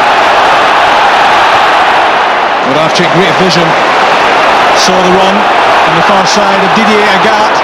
He's quick enough, but he couldn't quite prod that beyond Sommeil. Looked initially as if he'd overrun it, but his pace there, Agathe, meant that he still had a chance. Afanou to Larsson. Gets the ball down. Up ahead of him, Legwinski. Infield, Dugarry. Laid back for Afanou. Batlles. Batlles again. The touch for Larsson. He's offside. But seeing the ball in the back of the net should serve as a warning for Celtic, because if they continue to play as they're playing at the moment, it could be in big bother here, Gordon. Yeah, absolutely. I mean, that shows you what they're capable of from doing very little in the game. I think Celtic have caused their own problems, but the shape has gone slightly. They're also giving the ball away too easily. They're not. They're probably getting forward a little bit too much. They're gone a bit ragged in the last 5 minutes, and they could be thrown away what is a perfect position to be in. And that's maybe just a little wake-up call for them there. And there we have it again. I wonder if Martin O'Neill will think about making a change. It's not happening for Celtic at the moment. Roche. Legwinski. Dugarry.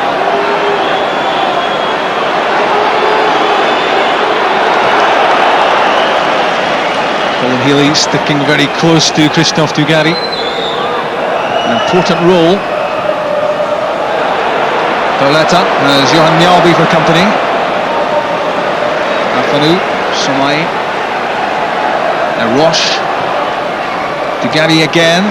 Healy intercepted. And now Larsson. Healy breaking down the left-hand side.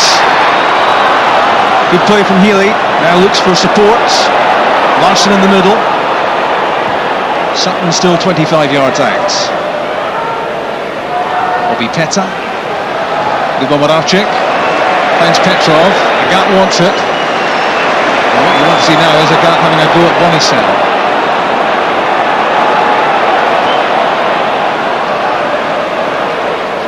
Petrov, good pass, well-timed run, Chris Sutton, and a good save by Rame. That was well done on the quality of the pass and the run, but the goalkeeper saw what was coming, Gordon. Yeah, it was very good goalkeeping. To be that far wide is excellent. He's read it like a sweeper and got out there and made a perfect save. I have to say, you know, I mentioned about Paul Lambert not being available, but this was exactly a situation where they could require something like that. Moravcik to Larsson, another good save by Ulrich Rame, denying Celtic the chance to make the tie safe. Afanou, Dugarry, now Batlles. Petta. Good run made by Legwinski. Moravcik has to go with him. Holds up the progress, Moravcik. Now Larsson, away from Healy, trying to thread that through the legs of Valgaeren, who stood firm. Denied him the chance. Healy to Sutton. Now Petta. Waited his moments and then played a lovely pass down the line for Healy. Sutton for Agathe. An opportunity to get at Bordeaux. On the outside of Bonnissel, deflected. Here Sutton takes a touch and deflected past. You got the feeling there was a chance coming for Chris Sutton to make us all feel a little bit happier. I just wondered if he could have turned in, but he went the wider route, the longer way, and allowed the defender just to get back to him, just enough to get that ball away. Time Celtic, I think, still going forward too quickly. Rob, I know they created an opening there, but I think what they really need to do is slow the tempo of the game down, get their foot on the ball in the midfield area. I think Petrov's got to sit there a little bit more and just receive the ball and keep the passing going. Moravcik's corner kick. Cleared, but only as far as Agathe. Moravcik on his right foot. Good ball in, headed away by Roche. It's Batlles. Dugarry against Healy. Colin Healy won it and then gave it away. But Petta can't get it under control for Bordeaux. Danger over for Celtic. Colin Healy with an interesting learning exercise tonight, trying to cope with the skills of Dugarry. Yeah, I think that they're only young players, Petrov and Healy, but one of them you think has to just sit in front of that defence here and make passes, just get on the ball and hold things, and as I said, even just slow the game down, make sure Celtic keep possession, take the pace out of the game, because as the pace is stepping up just now, Bordeaux have got on top. It seems at the moment as if Celtic are playing into the hands of Bordeaux.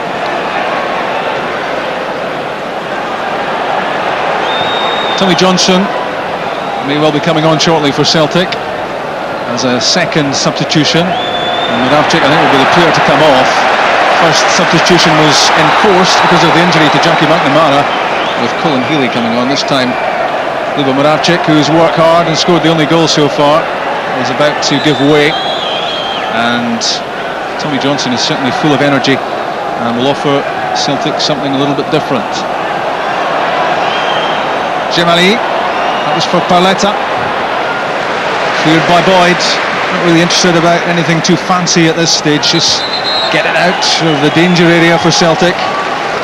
12 minutes left and enter Tommy Johnson. And there'll be a big reception now for the goal scorer. And Celtic fans will hope he is the match winner tonight. Moravcik, we are not worthy is the message. And Tommy Johnson well capable of scoring the goal, which would calm nerves. Yeah, I just wonder where they're going to play him. It looks as if he's going back into midfield. I just wondered if there was a situation where it might have been time to bring on Stubbs. Rob, just sit Stubbs there in that midfield position, just as a sitting defensive midfield player, just to take the sting out of the game. But Tommy Johnson will want to get forward. Jemmali away from Johnson. Here's a chance for Batlles, and it's a goal for Lilian Larsson. Celtic Park is silenced. 11 minutes left, and there's the sucker punch, and that could be the goal that takes this tie into extra time. Yeah, it was movement there. He gets away. Tommy Boyd, Mohana should say, just lost him there, and he's got in there, knocked it across goal. And who puts in the net? The man who's done very little in this game, Les Longs, gets in there and just pokes away. He does score a lot of goals, and that's obviously why. But as I said, I just felt that at that stage of the game, we saw a situation there with Tommy Johnson with having to make a challenge in midfield there and lost it, whereas Stubbs coming on there just sitting. Celtic at the game won home and dry. I suppose now it does help to have Johnson on, because Celtic need to go now and get a goal, but they might not have lost that goal. We haven't seen too many signs of the quality of Larsson in this match, but that is why he's played for his country 7 times, Lilian Larsson, because he escaped the clutches of Johan Mjallby in the danger area, had to prod the ball behind Jonathan Gould. Now 1-1 at Celtic Park after 1-1 at Stade Square. And if there are no more goals in the next 10 minutes, we are talking extra time.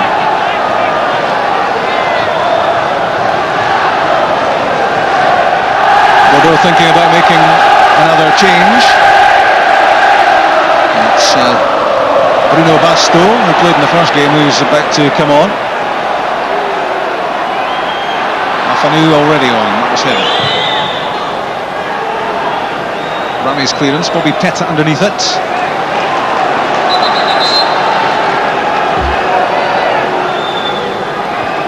Substitution for Bordeaux, coming off his 20 Batlles, and he's replaced by number 19, Bruno Basto. So it's a Portuguese defender, Bruno Basto, who comes on. I was looking at Battles, he's very tired. I don't know if he's played much football recently, but he was standing with his hands in his hips quite a lot while the action was going about very quickly round about him, with the rest of his teammates having stepped up the performance. So I'm not surprised he's come off.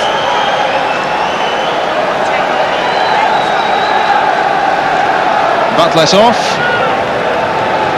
Basto on.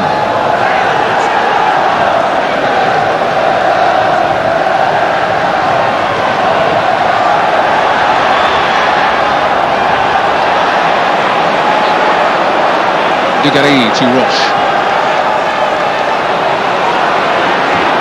Dugarry again, quality in just about everything he does. Larsson hooked in towards Perletta. The neatest of touches from Mjallby.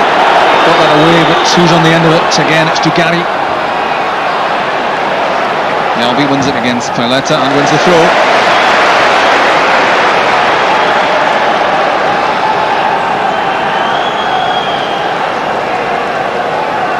$51,500 inside Celtic Park. There's a man with renewed hope now, the coach Ali Bob. Jemmali, the right back, seeing the chance, 25 yards out. That was well off target from him. Yeah, good shot, but Celtic in a sticky position at the moment, Rob. They've lost the momentum in the game, and then they now have to go and score again, having lost their control of the match. So they've got to try and get things lifted here in order to get back in this game. Petta asking a lot that of Chris Sutton. Mjallby. Agathe took too long to make up his mind. Perletta finds Larsson. In the way of his pass was Bobby Petta. Afanou. Larsson again, loses out to Johnson. Tommy Johnson, clever pass, looking for Henrik Larsson. Larsson has it. Can he beat Sommeil for pace? Is that a penalty kick? No, it's not. It's a free kick against Larsson for the challenge on Sommeil. It certainly looked as if the defender handled the ball on the line. I thought it was a free kick. I think that Larsson just played on top of him a little bit and pulled him back, but the Frenchman went down to make it look worse than it was, I think, and probably a bit lucky to get it. I think he realised that Larsson was getting top of it, but Larsson's the one to put his hands on the defender, so I think that Sommeil was always going to get the free kick there. And Chris Sutton booked in the aftermath of that. Here's Larsson. Sutton back for Larsson again. Good defending from Bordeaux. Afanou, Perletta, and that was well read and well executed as well by Johan Mjallby. 6 minutes left at Celtic Park. We're talking tightrope. 2-2 overall. They can't be separated at the moment, these two. Larsson. Legwinski tries again. Mjallby's headed away. Tommy Johnson. Possession relinquished by Celtic.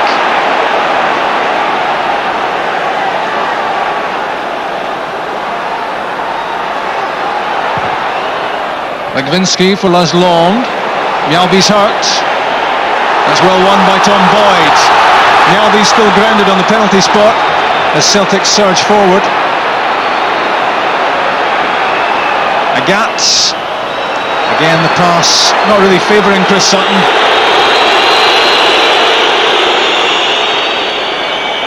And now the action stops. Yeah, I'm surprised at that. I know Celtic were breaking forward there, but it really has to be a situation where when it's a head knock, the referee has to stop the game immediately. You don't know how serious these things are. You can't play on when it's a head knock at all. Both players clash heads, and then Bordeaux won the ball back and he stopped the game immediately. I don't see how the referee can justify that. Maybe it's only in this country that we have that rule that if it's a head knock, the game must stop. That's a painful one for Mjallby. It will take a lot to keep him out of the action, and Martin O'Neill knows that well. He's made of tough stuff. There's Mjallby. So he has to make that trudge to the touchline to go off before he comes on. So for a few seconds, Celtic have 10 men on the pitch. Mjallby awaiting the call. That's him back on. Eyes on the clock in the top corner, and less than 4 minutes of the regulation 90 to go. And we're heading for extra time the way things stand. 1-1 in Bordeaux, 1-1 in Glasgow. A match Celtic will feel they should have had tied up by now, but there's still some work to do. And Henrik Larsson offsides. There'll be a feeling of frustration for Celtic, Gordon, that they're not really safe by this stage. Oh, it's most certainly, because I think that the game, they were well in control. Then they got the goal and they lost their way. They just didn't put their foot in the ball. They didn't keep it. They let Bordeaux back in. It was a series of sloppy passing, and also they lost their shape in the marking situation. And Bordeaux have been the better side since that Celtic goal. And at the moment, Martin O'Neill's probably wondering just how he's going to get his team lifted here, because they certainly have to step up their performance if they're going to go on and win this match. They certainly need to lift it. 2 minutes will be added on once we've played 90.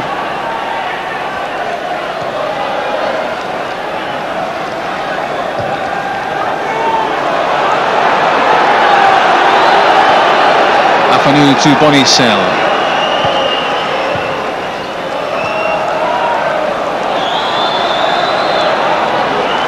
Back from Sommeil to the impressive Rame.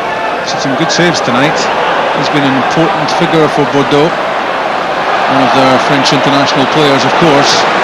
Valgaeren. A bit more purpose about that. Now Agathe. In for Sutton. Here's Bobby Petta. Oh, great effort by Petta. It lifted a little bit more than he would have liked. Otherwise, this was nestling in the top corner. It was a good effort from that angle. I thought the keeper got touched. He did indeed. He's claiming he didn't, but I thought he got a hand to that. No doubt about it. Well, that was the reason it didn't nestle in the top corner. Another great save from Rame. And in the absence of Moravcik, it's Petta on corner kick duties, and Sutton alongside Valgaeren waiting in the middle. In from Bobby Petta. That was Sutton. Valgaeren had a go at it.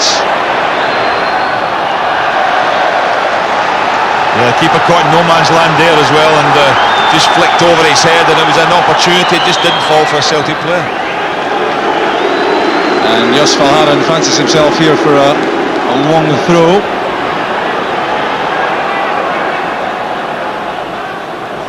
Valgaeren's throw, looking for Sutton. Jemmali got his head to it. And hammered away by Legwinski. Inside the last minutes of the 90. 2 to go on top of that. Chris Sutton did well. Tommy Johnson trying to find a way through. Dugarry.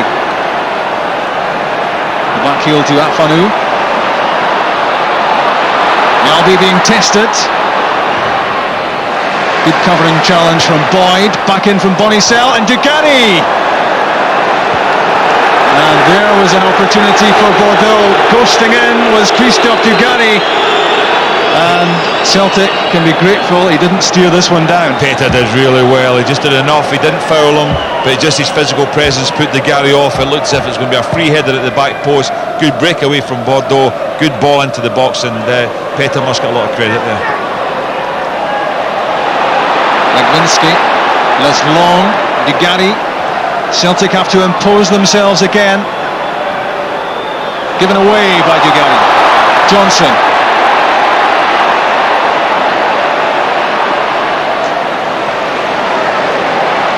There's Petta. This is out on Sutton. Cleared by Sommeil. Boyd with Mjallby alongside him.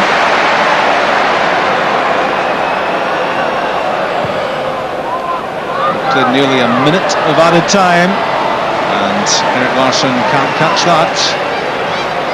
So not much more than 60 seconds between Celtic and the final whistle, and almost certainly now Gordon extra time.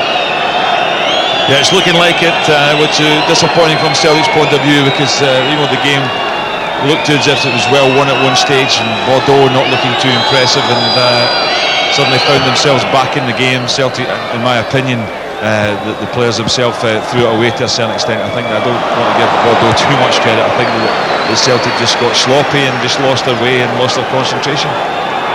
It was as if Celtic invited them in, and they were happy to accept the invitation. And Martin O'Neill will not have been impressed with that passage of play, which was so destructive for Celtic, and which has now put the outcome of this game on a knife edge. Celtic having looked to have been pretty comfortable.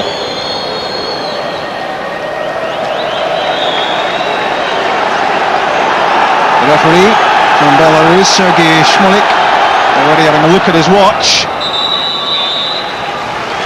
And there is the whistle for full time. 1-1 in Bordeaux, 1-1 in Glasgow, 2-2 overall. Extra time to come, and Celtic will be kicking themselves, but they have to lift it in the period of added time. Martin O'Neill will be very conscious of that Celtic have to get back to the way they were playing earlier on in the match, when they had such supremacy against their French opposition. But it's all very interesting now, delicately balanced. Extra time to come. It certainly is delicately balanced. Martin O'Neill there clearly rallying the troops. Mark is going to be dreadfully disappointed, Nick. He is, but they said in the commentary there they were comfortable. I think we both, Paul and I, disagree with that. They were 1-0 up and looking for another one, and perhaps looking likely that they'd score. But they weren't comfortable, they weren't keeping the ball, they were losing possession, and Bordeaux were coming back at it. Here's Ludo's strike, fabulous strike, it's rolling out at him, it's a difficult one to hit, but I mean anybody who's got the ability to hit that, that's Ludo Moravcik, a fabulous finish. We said before the game, Paul, that Ludo Moravcik, a bigger pardon, would be really important for Celtic, and took that goal very well. I said earlier, he's probably the most gifted two-footing football player that I've played with, and it's nothing new for me to see. He does it every day in training. So yeah, and this is Larson's goal. There's nothing in the match, Mick, but he comes and scores that goal. I know. We said at half-time, and Paul knows European football probably better than me. He's got his championship medal. But just over the last 5 years I've seen it, we could read the script at half-time. They haven't changed the way they played. They just kept passing it, moving, being methodical, and they've eventually opened them up. Late in the game, when the pitch starts getting stretched, it suited Bordeaux. And we were critical of Les Long, weren't we, Paul? And yet there he is. That's why he scores his goals. Yeah. I mean, he's got over 100 goals in the French league. He just pokes them in there. Paul, Celtic clear at this stage. I mean, they took their foot off the pedal after that goal, and it seemed that Bordeaux had the upper hand. Although they weren't really doing anything, Celtic just fell out of the game. No, I think it's typical European team they're playing against. It's quite happy 1-0. I don't think 1-0 is ever enough to see you through. And I said earlier at half time, the crowd will demand you go forward, but you've got to try and blang that out and play the game that you did in the first half, because it's a dangerous game that we're playing with them here.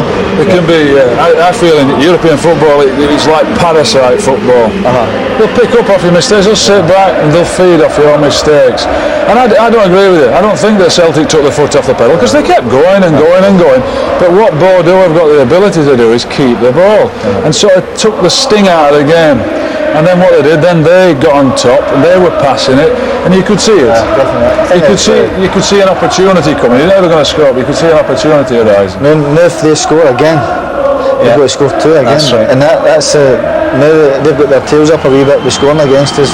But it's important we don't let ourselves go down and keep trying to push them back a wee bit. As long as we try and keep that back door shut.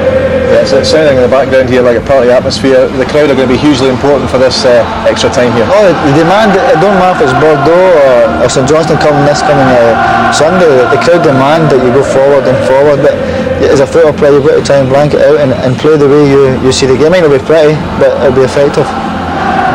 Martin Neil's clearly going to be disappointed, we said before, but what do you think he said at half time there, Mick, very briefly? I would say he's rallied them. It's been wonderful for him, because they were actually getting pulled apart there, and I think he'll get them back to some organisation. I saw him straight away was pointing, putting the finger on somebody and telling him what his job was doing, and I think he'll just to reorganise the troops. Okay, Mick, well there was the huddle. Take with a full extra time commentary from Gordon Smith, your analyser, and your commentator, Rob McLean. I wonder what this dramatic Uefa Cup second round tie has still to come up with. Just reminds me of Mick McCarthy and I were teammates at Man City. Never agreed with anything that I ever said in those days either. I just felt that Celtic were well in control till they got the goal, and then they lost their shape. I think they lost their composure, and I do feel that Alan Stubbs could have been brought on at that stage just to sit there and dictate the play, because they had lost a sitting player, dictating player. Consequently, Bordeaux got loads of space, and they capitalised on it. They got themselves back in the game, and now Celtic are the team that have got to go again and have to lift it and get at them. You take it up with Mick McCarthy later. Didier Agathe against Jerome Bonnissel. And Celtic want to keep it down this end. Bruno Basto, the substitute. Bonnissel. Good pass down the line for Petta. Off Tom Boyd, through him rather than a corner kick. Is it to be delight or deep disappointment for Celtic tonight? It could go either way, and that's been fairly clear in the way the fortunes of this tie have swung one way than the other. Pauletta. Johnson has it, stumbled over the ball and got his pass away to Petrov. Sutton. Good challenge by David Sommeil, who was struggling to cope with Sutton. Followed through with a good challenge on Petrov. 15 minutes each way of extra time to try to settle this Uefa Cup tie. The draw for the third round coming up tomorrow, and Celtic want to be there alongside Rangers, deposed from the Champions League but still alive in this competition. Mjallby for Larsson, cleared by Alain Roche, and offside against Sutton, who was struggling to get back.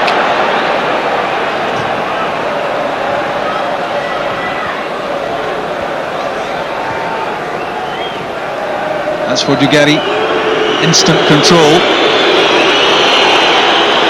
Healy trying to get close, and Agathe cutting out the pass before it reached Basto.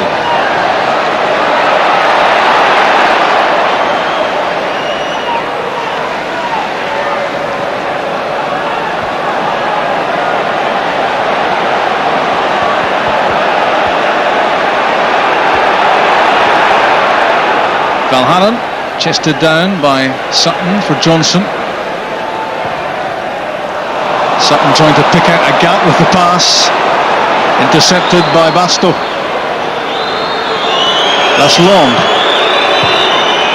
In for Pauletta. Good challenge by Jos Valgaeren, who's hurt himself in the process, but that was important because Pauletta was lining up a header on Jonathan Gould's goal. Yeah, it was a good leap with Petta. He came in just in front of Bohan, but Bohan's got his head in there and just blocked it. He's got away, so it's a corner obviously for Bordeaux, but there's no doubt about it. Basto has made a slight difference since he came on, Rob. He's been very sharp and it's a good movement. The corner from Bonnissel, missed by Dugarry. Jemmali. Boyd out to shut him down. Through for Dugarry. Made back for Pauletta. Another good challenge by Jos Valgaeren.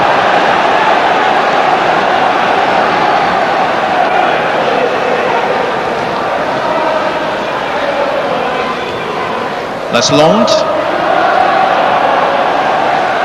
Boyd intercepted, taken on by Mjallby, given away by Johnson. Dugarry, good change of direction. And the outcome for Celtic after that slip by Johnson is a free kick. Frustration for Johnson because he knows that the repercussions of this could be serious. Yeah, he's such a good player, Dugarry. I mean, there's so much quality. Everything he does, you can only take your eyes off him. You think at times he's not bored because of his style of play. He's not interested, but he very much is. And he's certainly a player who, when he's in possession of the ball, can create anything. He's not in line to hit this free kick, but he's always been a danger. He's been a danger all night. It was a bad pass, certainly at the start of that, which started the trouble for Celtic. And now Dugarry is back over the ball. And Jerome Bonnissel alongside.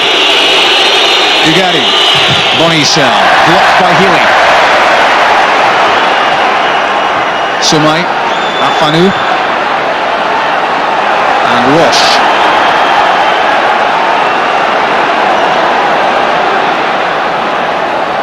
Jemmali, held up by Petta. Dugarry, again dictating the play for Bordeaux.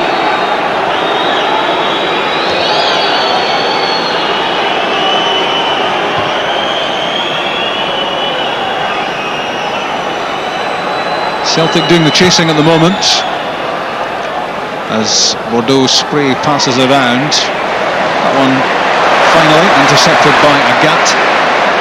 For Larsson, that's a heavy challenge from the back on Henrik Larsson. And David Sommeil is in trouble for that one. Yellow cards, reckless. Yeah, a bad tackle. I mean, that could do a bit of damage there. Look how he's wrapped his legs around his Larsson's leg. There could easily have been a much more serious injury, and we don't know what it is yet, but it could easily have been a serious injury. We hope that's not a bad one. Your mind always shoots back a year, and there's trouble off the ball as well as the discussion about that challenge from Sommeil and Larsson continues. Other players involved, tempers flaring, and the referee is about to take some action. It looked as if Chris Sutton was involved from a Celtic viewpoint, but you need about 3 sets of eyes in this sort of situation. There was Sutton having words with Sommeil after the challenge, and Chris Sutton followed him, and there was pushing against the Celtic player. Really thought Chris Sutton would have kept out of that. In from Boyd, here is Sutton, undaunted. Tried to flip that into the stride of Petrov. Mjallby, offside, flag up. Yeah, it's difficult to keep out of those situations, Rob, and not certain. You get really inflamed when you see a challenge like that on one of your teammates, especially the likes of Henrik Larsson, who has come back from such a serious injury against Lyon last year, and I say that could have been quite nasty there, the way he was tackled there. I think so lucky just to be a yellow card. Yeah, you could easily give a straight red for a tackle like that. It was a tackle designed to injure, wasn't it, really, on Larsson, and thank goodness he's up and about. And what I was trying to say earlier on was that you always think back, it was exactly a year ago in Lyon, that horrific leg break, and I don't think either Gordon or I or anyone else who watched that would want to see those sort of scenes again. It was desperate, and you can only thank the lucky stars that Henrik Larsson made a good comeback and is scoring the goals, which he is at the moment. So he's okay. And Bordeaux in possession. Legwinski, beaten by Boyd. Johnson. For Sutton, he'd more time than he thought there. He tried to play that first time for Larsson.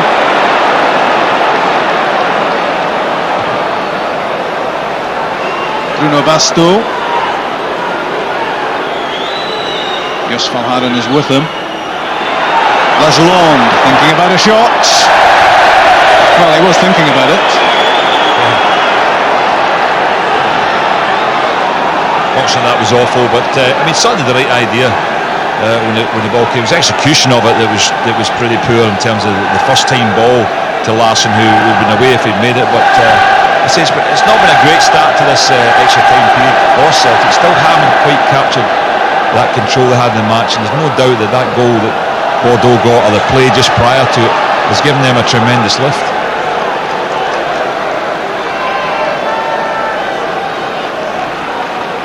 Nine minutes played in the first 15 of extra time. Still 1-1 on the night and 2-2 on aggregate. Bonnissel for Petta. His touch letting him down. His touch can be impressively good at times, Petta, the Portuguese international, but not there.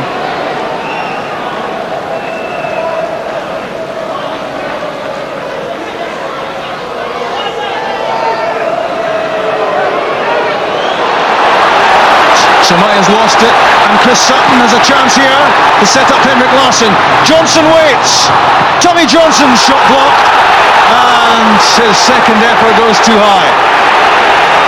He was at a tight angle, was Johnson, but this first effort was certainly on target. I thought maybe that a different type of run might have been better than Henrik Larsson. It was a 3-against-2 situation, and he forced it wide, and the cross really could have been in. There's a good ball in from Larsson to pick out Johnson at the back post, and having driven the ball against the keeper unlucky, maybe it would have been better just to a little bit more composure, to put his foot on it and maybe try and pick out Sutton, who just stepped off the play. As I say, maybe if Henrik Larsson made a slightly different run in the way, it wouldn't have been forced away. But it was a strange one with Sommeil again down. I thought he was trying to make the most of a bit of an innocuous challenge there from Henrik Larsson, and it almost caught out there. Celtic broke away 3-against-2. Yeah, that was a chance for Celtic with Larsson and Johnson all getting forward. Coming off is number 2, Jemmali, and he's replaced by number 4, Nisa Saveljic, who featured in the first game, who's going to come on again as a sub, and it's Jemmali who heads off. Yeah, the announcer here thought Sommeil was going off, but it's not. It's Jemmali going off, and Saveljic, who's basically a centre back, will probably go into the centre of defence, and Sommeil will go to the wide right. Sommeil back on the pitch, having got some treatment, and a reshuffled back line for Bordeaux. Having made that change, Sommeil goes to right back, and Saveljic alongside Roche in central defence. Afanou. Here is David Sommeil, hasn't endeared himself to the Celtic supporters with that challenge on Henrik Larsson. Petta for Dugarry. Valgaeren with a good touch, a cool touch as well for Colin Healy. And Healy disappointed that he can't keep possession as he played the ball out. It was top quality defending from Jos Valgaeren. Lofted in by Dugarry. Away by Mjallby. Now Johnson for Larsson.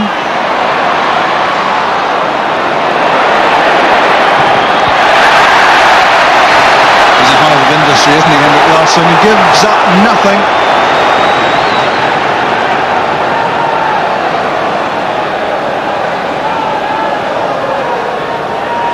Saveljic to Roche.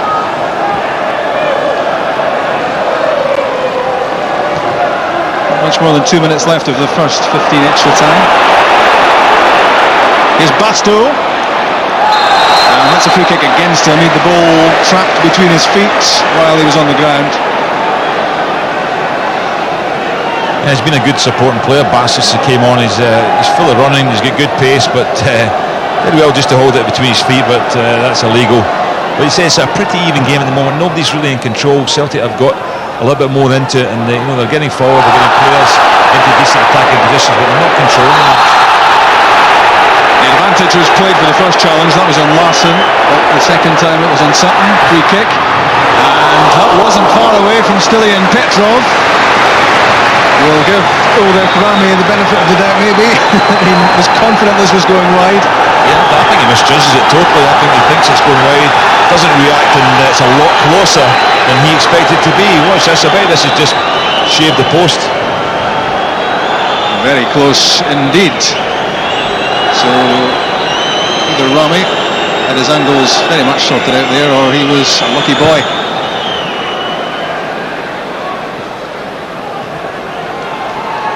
There will be a minute added on to the 15, so 2 minutes left in this first period of extra time. Celtic and Bordeaux cannot be separated. Berkovic is about to enter the fray as a change for Petta. Bonnissel's header away for Bordeaux. Neat touch from Afanou. Basto loses out to Agathe. Healy trying to release Larsson. Larsson. And here's a chance for Bordeaux. And what a good challenge by Valgaeren against Legwinski, who looked to be through with a great chance on goal. And this was out of the top drawer from the defender. Well, Larsson's ball was absolutely fantastic, but so was the recovery from Valgaeren, you have to say. I thought he was beaten there. I thought that they'd got across him and he was out of the game, but you have to say, brilliant recovery there. That could have been the decisive moment of the night had it not been for Valgaeren's intervention there. A goal then from Legwinski might well have meant no way back for Celtic.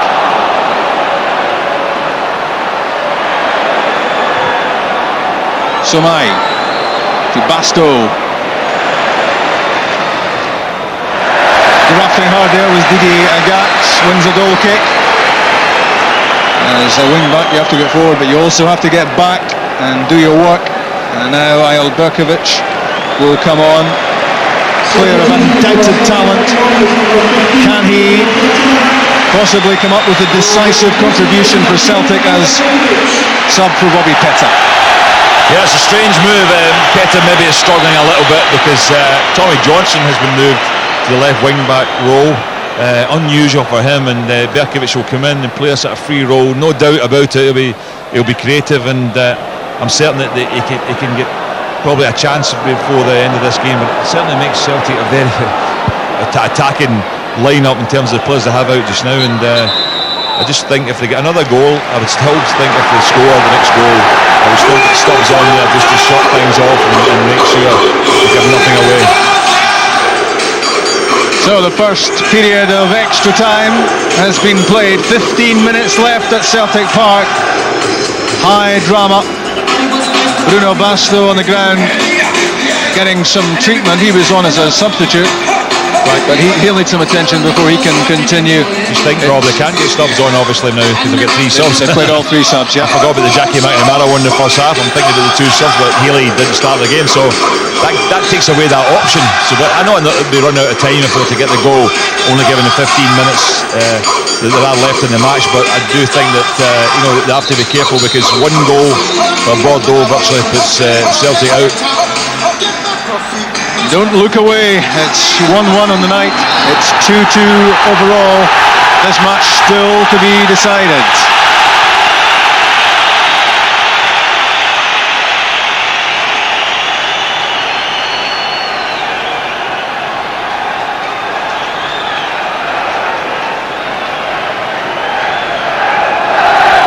Coming your way from BBC Scotland live, the second period of extra time in this unmissable Uefa Cup second round, second leg miss out on none of the drama. And we might be heading Gordon for penalty kicks. Yeah, certainly would be. But you don't like to see games this sort of quality go to a penalty kick. It's a shame that it normally ends up with somebody missing and responsibility for the defeat. But you have to say that like to see it won, and certainly for Celtic to win it in normal time. Berkovic trying to play a 1-2 with Petrov, cleared by Sommeil. Agathe strong enough to hold off Basto. Mjallby, early ball in. Larsson's touch. Now Petrov. Turn back for Berkovic. Here's a chance. The dancing feet. Larsson. Well, taking that on himself. Trying to play it back towards Berkovic. Celtic have it again with Agathe. Good pass. Berkovic taking up some good positions. Tried to thread that one through, but couldn't get it beyond Afanou.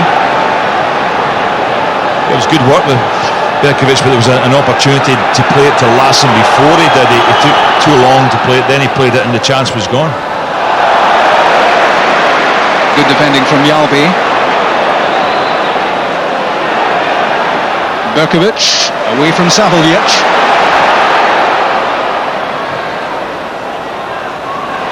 Larsson unable to make a meaningful contribution there. Basto to Bonnissel. All overall.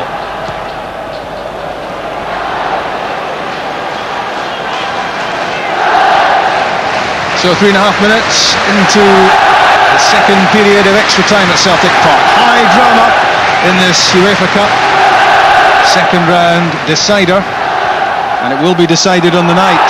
If extra time can't make that decision for the teams, a penalty shootout will. Coverage continues now on BBC Two Scotland. If you're watching on digital, then please switch to analogue BBC Two Scotland for full coverage of extra time.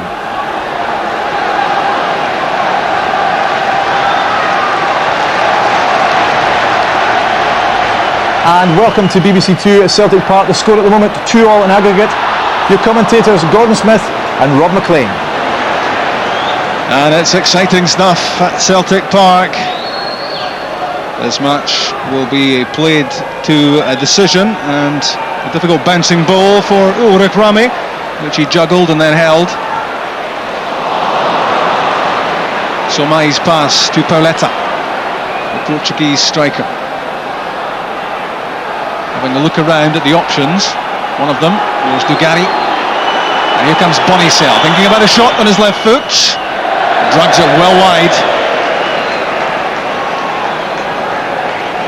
Yes, a better spell for Celtic now, although that shot came in from Bonnissel, well off target, restricted to long-range shooting. I think Celtic seem to have a grip again of the game, especially in midfield where they're getting Berkovic in the game. They're taking it forward to Bordeaux. They've stepped up the pace, and who knows, fitness might just come into here. There's Sutton, not happy at all. And Chris Sutton was not at all happy with the challenge. It was Dugarry, I think, who was into him.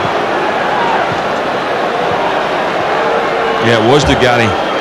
Sutton's reacted to it, and he didn't do anything. He just turned on Dugarry, and the referee has led him away, and it's been sorted out. But certainly it was a late challenge. He was having his shirt pulled, Chris Sutton, and he wasn't at all happy and made that known.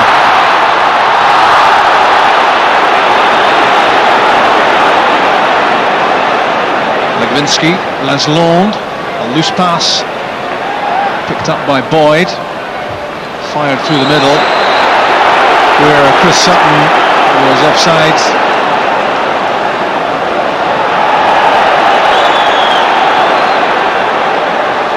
Inside the last 9 minutes of 2 hours, which so far hasn't separated these two.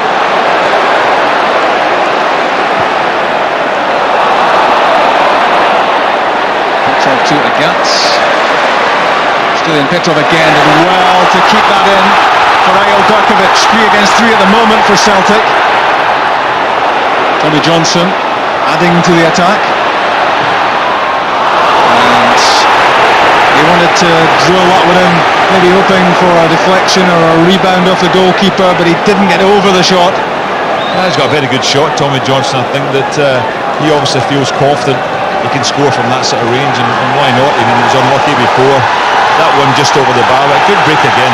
You have to say Petrov has worked tirelessly tonight. He's been right from the start of the game. He's played at a pace, high tempo, dropped out the game for a little bit during the normal play when Bordeaux got back into it. And the extra time again, working very well and finding Berkovic there. He and Agathe worked really well on that right side of midfield. And the Celtic supporters getting involved, and feverish involvement on the touchline from Martin O'Neill as well at the moment. He's applauding his players, trying to summon them into one final effort to try to settle this game before it goes to a penalty shootout. Afanou for Pauletta. Mjallby's header came off the striker. And Celtic have it with Agathe. Little spurt of pace takes him away from Basto. Now here's Bonnissel to contend with. Good run from Agathe. Gets to the byline and well read by Rame. Looked as if he was getting tugged back as he was going round the outside as well, but that was pacey and it was powerful. Terrific play at this stage of the game. That sort of pace and fitness to get forward there, absolutely brilliant. And I've felt sorry for him because he was held back and the referee's given him the benefit of the doubt, but in the end up, after the ball was intercepted with the keeper, the referee should then have pulled it up and given him a free kick, because no advantage. Exactly, no advantage in it in the end up, because he was put off for getting a decent cross in. Also listening to BBC Radio Scotland in his ear, the referee, by the looks of it. And you're with BBC Scotland at the live match, and it's been some match. High tension, high drama, high stakes, and still to be settled. Pushed off Dugarry. Just overdoing it that time, but good work from Colin Healy. You would imagine and you would hope that Colin Healy would take a lot from the experience of this evening. Here's Pauletta, overrun it. Mjallby cut out the immediate danger, but it's back with Bordeaux and Larsson. Afanou. The skipper, Dugarry, scored in the first leg. Gave the pass to Didier Agathe there. Mjallby. Healy. Little hesitation. Loses possession to Larsson. Legwinski. Again, it's Mjallby. Rock solid. Agathe having a long look. The ball seemed to bobble as he struck it. And it sliced off the outside of his boot and didn't go where he was intending. I just wonder if he's still recovering from that last run. Roll looked a bit tired and certainly didn't want to make a forward run with the ball there. Basto's pass. Here's Larsson, shooting chance! Lilian Larsson for Bordeaux! And that could be the end for Celtic. 25 minutes gone of stoppage time. The celebrations are for Bordeaux, 3-2 up on aggregate, and Celtic now need 2 goals. Yeah, that's a killer blow at this stage. Very hard to come back from. You think he's been forced wide. You have to say it's a very tight angle, but what a strike it is. I mean, he's a player who has not performed too well tonight, but we know his goal scoring prowess, we know his record, and you couldn't have a much better strike or a better finish than that. Jonathan Gould's got no chance, but just getting a bit too much room, and with Celtic having to get 2 goals, you just feel that it's gone for him now. You would love to have thought that Jonathan Gould could have kept that out, but in reality he didn't have a chance. It was a strike of supreme quality from Larsson. He cut it absolutely perfectly into the top corner, and he's had the last laugh tonight. He's looked a player out of sorts for a lot of the match, but he didn't win French caps by accident, and 2 very sharp finishes from Larsson. I've got Celtic in big bother and heading for the UEFA Cup exit door. And a yellow card coming up for Colin Healy for that challenge. I think it's just a bit of frustration coming in there, and you'll see Bordeaux try and kill this game now. They'll just want to keep possession.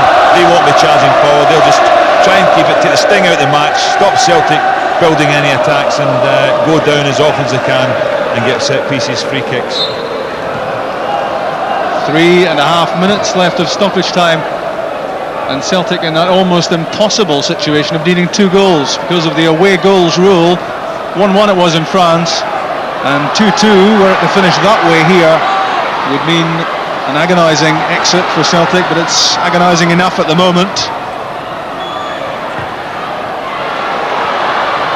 That's a corner kick at least for Celtic, won by Berkovic off Saveljic, and the big guns head forward as they have to do at this stage of the match. Mjallby into the penalty box, Valgaeren already there, and comes Healy as well. In from Berkovic, and unchallenged, which is almost, I suppose, unforgivable at this stage, Rame, and a quick throw for Petta.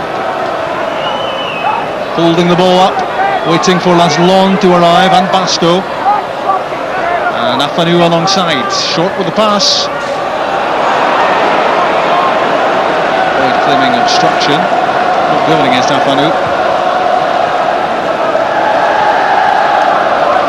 Basto against Healy, corner kick, and as you look at the clock you find 2 minutes left in extra time, and Gordon, it's painful to say it, but Celtic heading out.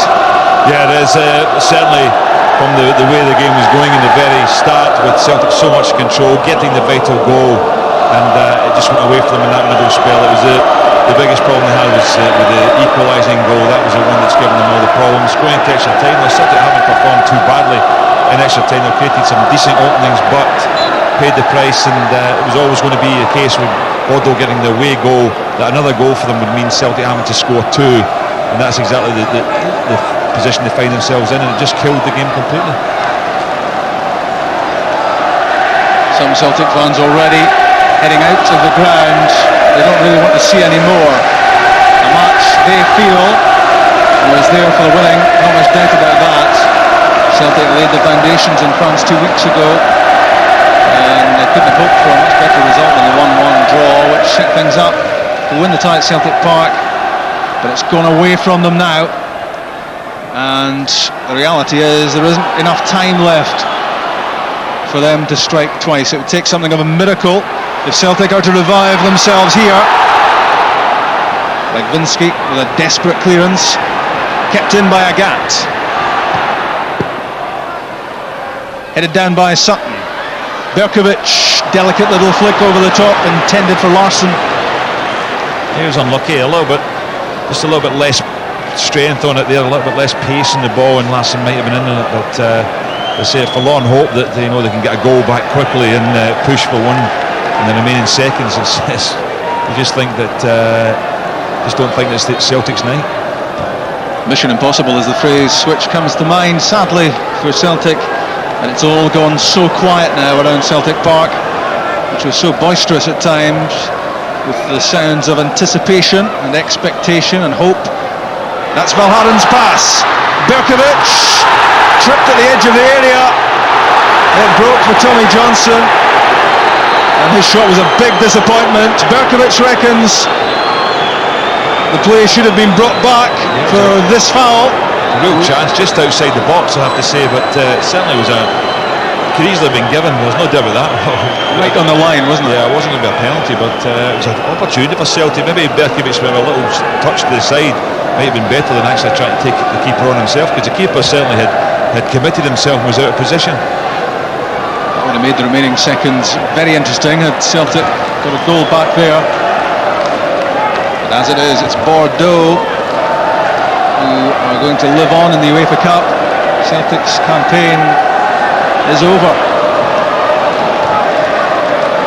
And there's a feeling of disbelief around Celtic Park of what's emerged here.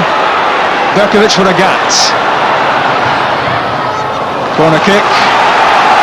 Trying to squeeze that into the 6-yard box, Didier Agathe. It's Afanou it was who turned the ball behind for Bordeaux. And with an added time at the end of the second period of extra time. Berkovic with the corner. Healy with the header, and Rame with the save.